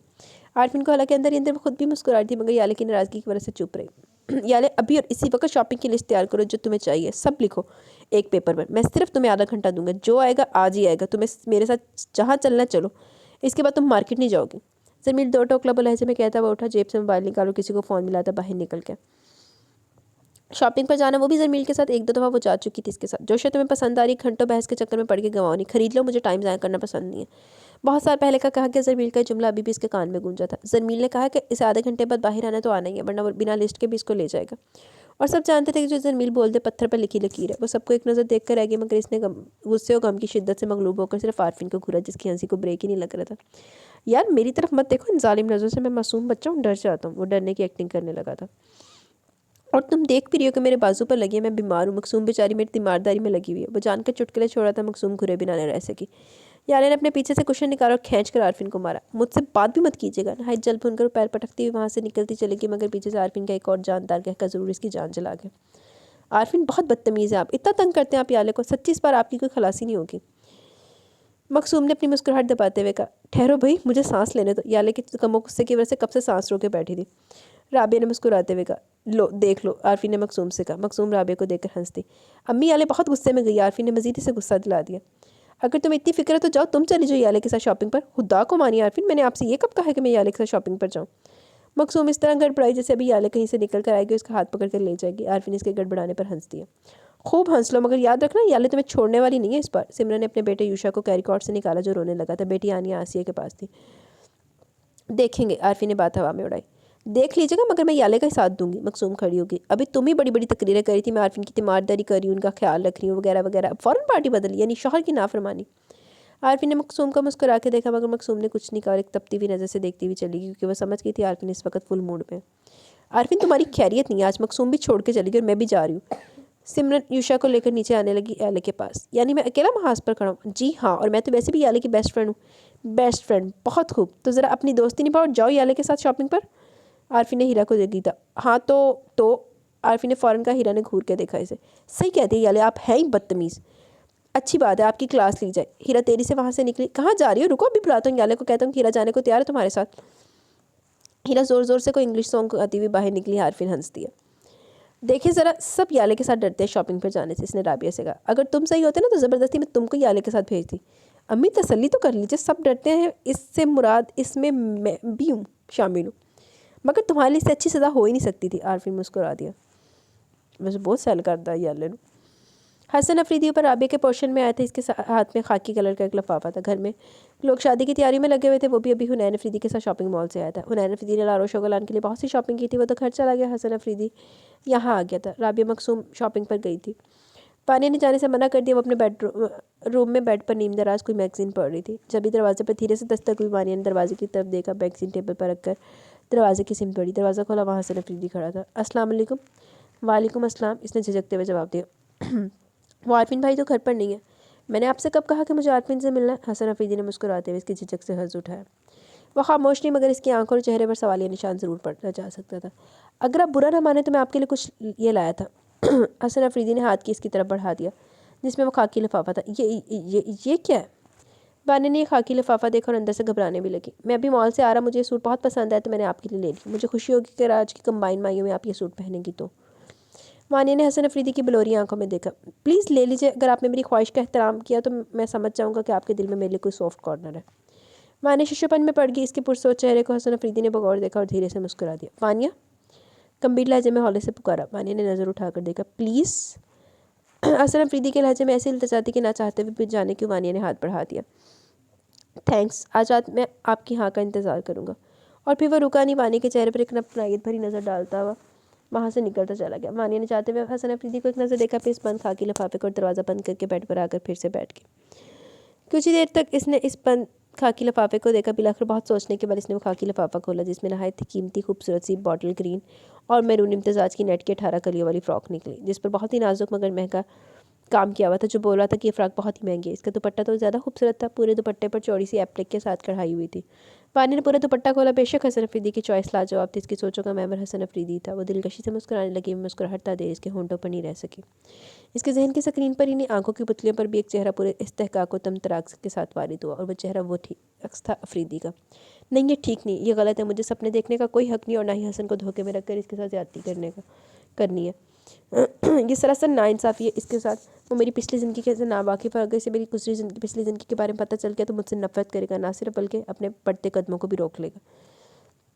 इन गुलाबी आंखों में से जाने कब दो मोती टूटकर हसन अफरीदी के दिए हुए सूट पर गिरे और अंदर ही अंदर जज़ब हो गए। वाने ने सूट पर एक अफसुर्दा भरी निगाह डाली और फिर इसे वापस तय करके इस खाकी लिफाफे में करीने से डाल दिया। लारोशा गुलान हुनैन अफरीदी का बेडरूम समेट रही थी। पता नहीं क्यों इतना फैला देते हैं ये सब। ऐसा लगता है जैसे पूरी रात अपने कमरे के अशिया से फाइटिंग करते हैं। वो मुँह ही मुँह में बड़बड़ा रही थी। हुनैन अफरीदी ने पूरे कमरे को तहस नहस किया हुआ, तो वार्डरोब में कपड़े रखने लगी कि एक शापर ऊपर के खाने से इसके पैरों में गिरा। लारोशा गुलान ने वो शापर देखा। फिर रात में तयशुदा इसके कपड़े खाने में रखकर वो शॉपर उठाने को झुकी। शॉपर खोला, इसमें से एक छोटी सी टॉप येलो कलर की निकली जिस पर रेड कलर से प्रीटी लिखा हुआ था। इसके साथ ही जीन्स की ब्लैक टाइट्स थी। लारोशा कोलान ने नहायत अजीब नजरों से वो टॉप और टाइट्स देखा। इसी समय हुनैन अफरीदी भी बेडरूम में आ गया। हुनैन अफरीदी ने इसके हाथ में वो टॉप और टाइट्स देखा तो इसे याद आया कि वो ये समय ज़ैदी को पार्टी में देने के लिए लाए थे, मगर हालात ऐसे हो गए कि वो रखा का रखा ही रह गया। कैसा लग रहा है तुम्हें ये? हुनैन अफरीदी ने मुस्कुराती आवाज़ में से चौंका दिया। ये किसका और आपकी अलमारी में क्या करा? लारोशा कोलान ने हक से पूछा। तुम्हें कैसा लग रहा है ये बताओ। लारोशा कोलान ने कुछ नहीं कहा, खामोशी से वो टॉप और टाइट्स तय करके वापस शॉपर में डालने लगी कि हुनैन अफरीदी आगे बढ़ा। अरे यार क्या वो अच्छा नहीं लग रहा क्या? देखो तो ज़रा। हुनैन अफरीदी ने इसके हाथ से शॉपर लिया, उसमें से वो येलो टॉप निकाल कर इस पर लगाया। देखो कितनी अच्छी लग रही हो, आज की पार्टी वेयर के हिसाब से ये कलर भी अच्छा लगेगा। आपको लगता है कि मैं सब वाहियात सूट पहनूंगी? लारोशा कोलान ने वो टॉप से मेरी इसका हाथ झटका। वाहियात की क्या बात है, लड़कियाँ पहनती है ऐसे सूट? चलो जी, हुनैन अफरीदी ने फिर दौरा पे आ गई।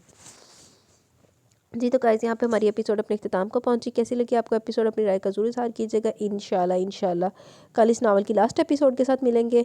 अभी कमेंट सेशन की तरफ चलते हैं, देन हम वीडियो को एंड करेंगे। जी कमेंट सेशन की तरफ चलते हैं, चलो कर लो बात आप। हेलो गाइस, आप कैसे हैं? सलाम करते हैं। अस्सलाम गाइस, आप सब कैसे हैं?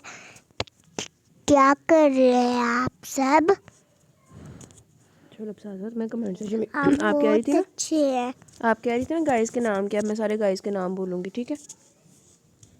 ताहा अदील, ज़बरदस्त episode. Arfin lovely person. Arfin वैसे मुझे भी बड़ा पसंद था, लेकिन बस ना गाइस आपका नाम क्या बेटे मैं बता बोल तो रही हूँ ताहा अदील, फिर उसके बाद आगे भी बोलती हूँ ना। थी वो? अब बोलो। गाइस मैंने कल आपसे बातें की थी, आपको पता है मुझे बहुत ज़्यादा नींद आ रही थी। मुझे बहुत गहरी नींद आती, इसलिए मैं आपसे बात नहीं की। तैयबा इफ्तिखार नाइस। हाँ जी अब सुनाओ। गाइस आप क्या कर रहे हैं गाइस? तैयब हम बहुत अच्छे हैं। एक मिनट अभी थोड़ा सा मैं बोलूँ, फिर आपने बोलना। Tayyaba Iftikhar nice. Tayyaba Iftikhar very nice Nawal. Ruby Sheikh nice Nawal. Saim Bahid वालेकुम अस्सलाम, अल्हम्दुलिल्लाह मैं ठीक हूँ, आप सुनाएं। ज़बरदस्त एपिसोड। खतीजा नजीब हैदर नावल गुड जा रहा है, बट मैं तो वानी की स्टोरी का वेट कर रही थी, बट आज के एपी में कुछ भी नहीं था उसका बारे में। बस अभी देखें जो आज आपने एपिसोड सुनी उसमें काफ़ी कुछ था। तो मैं आपको 2 बार मैसेज किया, आपने बिल्कुल जवाब नहीं दिया। I am sad. मैंने तो सबका जवाब देती हूँ, ऐसा कोई भी मैसेज नहीं गुजरा कि मैंने जवाब ना दिया हो। और मेरे कमेंट्स मेरे अलावा कोई खोल के देखता भी नहीं है कि जो मैं कहूँ कि मैंने नज़र से नहीं गुजरा। तो किस मैसेज का मैंने आपको जवाब नहीं दिया? नजमुन्निसा गुड। फिर मलिक सबा का कमेंट है, वालेकुम अस्सलाम, एपिसोड बहुत बहुत बहुत ज़्यादा इंटरेस्टिंग थी, बहुत मज़ा आया सुनकर। तो अशर ज़रमील एक दूसरे के सामने आएंगे और दोनों का गुस्सा, ये अरशद क्यों ज़्यादा ही कर रहा है। कैसे ज़रमील को बातें सुना रहा था, लेकिन कम तो ज़रमील भी नहीं है, ऊपर से याले उसने अरशद का साथ दिया, लेकिन वो बेचारी भी मजबूर थी, अपने भाई का मान कैसे तोड़ती। हाँ बात तो सही थी, बस उधर सिचुएशन ही ऐसी बन गई थी। उसने ज़मील के साथ बुरा किया, फिर ज़मील का एक्सीडेंट हो गया, वो कितनी सीरियस कंडीशन थी। हुनैन की से जहारा ने क्या कहा, उन्होंने कहा कि लारोश से निकाह का कह दिया। बेचारी लारोश के साथ सबका बिहेवियर भी बुरा था। हाँ वो बेगैरत लोग थे जिधर वो रहती थी, इस लिहाज से तो जहारा ने ठीक ही किया। हाँ हाँ मुँह में नहीं डालो बेटा। लेकिन हुनैन साहब का बिहेवियर उसको समिया जैदी ही नज़र आती थी हर जगह। फिर वो लारोश को घर ले आया, वहाँ पे शुक्र है कि कोई तो लारोश के साथ बिहेव अच्छा कर रहा था। बीजान का बिहेवियर लारोश के साथ कितना अच्छा था, बेचारी लारोश को भी कुछ सुकून मिला। बहुत बाकी एपिसोड इंटरेस्टिंग थी। अल्लाह पाक आपको हमेशा खुश रखें, आमीन सुम आमीन, दुआ में याद रखें। चलो मलिक सबा, याद जो मैंने स्नीक दी थी उसके ऊपर वो भेज स्टिकर, वो स्टोरी सुना रही थी, आपको स्टोरी सुननी है? सुन लिया उन्होंने, बड़ा पसंद आई है। पसंद है स्टोरी से आपको कॉटन, आपको ये सारे कॉटेज स्टोरीज का आपको सारे महीने की कॉटेज आते कैसी लगती है गाइस? अनी आसिफ वालेकुम अस्सलाम, अल्हम्दुलिल्लाह मैं ठीक हूँ, आप सुनाएं। मुझे आपका स्पीड से पढ़ना बहुत पसंद है, मैं आपको सब नावल सुनती हूँ, पर जब वो कंप्लीट हो जाते हैं मुझ में सब्र नहीं है। होता है कुछ लोग ऐसे भी होते हैं, लेकिन मैं तो लेकिन मैं तो जल्दी करती हूँ, छुट्टियाँ भी नहीं करती, तो आप सुन सकती हैं। ज़ैनब तो बाबर गाइस फिट। आपने मैं कोटिस करता हूँ। मेरा बेटा भी रिकॉर्डिंग करता है। ज़ैनब सज्जाद, वालेकुम अस्सलाम। ये जो मैं आपके साथ बात कर रही हूँ कोटिस है मेरी। नावल बहुत ही इंटरेस्टिंग और मज़े का है। थैंक्स यार, वेलकम। नॉवेल्स एंजल, वो नॉवेल्स एंजल है ना, वो कह रही है माशाल्लाह कितनी क्यूट बच्ची है। आप करी क्यूट बुब्बू, ये क्यूट हो। थैंक यू बोल, मुंह पे लग जाएगी, निकालो बाय। बोलो थैंक यू एंजल अभी। आपको पता है गाइस मेरा एक और नाम है टूपू। थैंक्स, थैंक्स बोल दो, थैंक्स अभी। थैंक्स आपे। साईं बहीद वालेकुम अस्सलाम। चलो अब आपने कोई बात करनी है कि मैं एंड कर दूँ? वो 1 मिनट आपकी ना, वो कल एक आपी ने ना कोई मैसेज दिया था, वो रह गया। वो क्या? अपना पता नहीं, वो आपसे बात करना चाह रही थी। बताऊँ? नहीं, उसकी आवाज़ नहीं आएगी। अच्छा, वो कह रही है कैसी हो आप, आपको खांसी बहुत खांसी भी आती है, नोज़ी भी बंद है आपको। वो कह रही कोई बात नहीं, मेडिसिन लिया करो। मेरे घर भी आपकी तरह ना एक डॉल है, उसको भी फ्लू है, उसकी भी नोज़ी बंद है। अगर आपको खांसी आएगी ना तो आपने रोना नहीं है, ओके? कि मैं खांसी कर भी लूंगा लेकिन रोन का नहीं। अभी तबीयत सही नहीं हुई है आपकी? नहीं हम्म, तो अभी कह रही मेरा है गला भी खराब है। कि गला ख़राब है। अच्छा, तो कह रही है फीवर ना बड़ा गंदा होता है, लेकिन आप तो गुड कर लो ना। तो वो फिर आपको बोल रही है love you Hurab. Love you guys. कह रही है आप ना डेली बात करना मेरे से। सोनी आप क्या कह रही हो? मैं पे बहुत अच्छी हो। वो कह रही डेली मेरे साथ बात किया करो। फिर वो कह रही मैं गेट आपके वेल, साथ डेली बात करूँगी। कह रही get well soon Hurab. Thank you बोल दो। Thank you. आप बस मेरे से बात कर मैं भी आपसे बहुत ज़्यादा प्यार करता हूँ। अच्छा, चलो अब आपने और बात करनी है, बस एंड करें? ओहो, हाँ एंड कर दे। तो चलो ठीक है फिर। गाइस यहाँ पे कमेंट सेक्शन अपने इख्तिताम को पहुँचे। हमें इजाज़त दे, लेट जो ना, एंड करो फिर, लेट के लेटो। बोले हमें अब इजाज़त दे। हमें इजाज़त से आप बहुत अच्छे हैं। अब आपको हम एपिसोड कैसी लगी अभी ज़रूर बताइएगा। आपका एपिसोड कैसी लगी आप जरूर बताइएगा। इंशाल्लाह कल मिलेंगे लास्ट एपिसोड के साथ। यस, हम इंशाल्लाह कल मिलेंगे लास्ट एपिसोड के साथ। मेरी एंट्री छोड़ दो। तब तक के लिए बहुत सारा ख्याल रखें, दुआओं में याद रखें। अल्लाह हाफिज़। I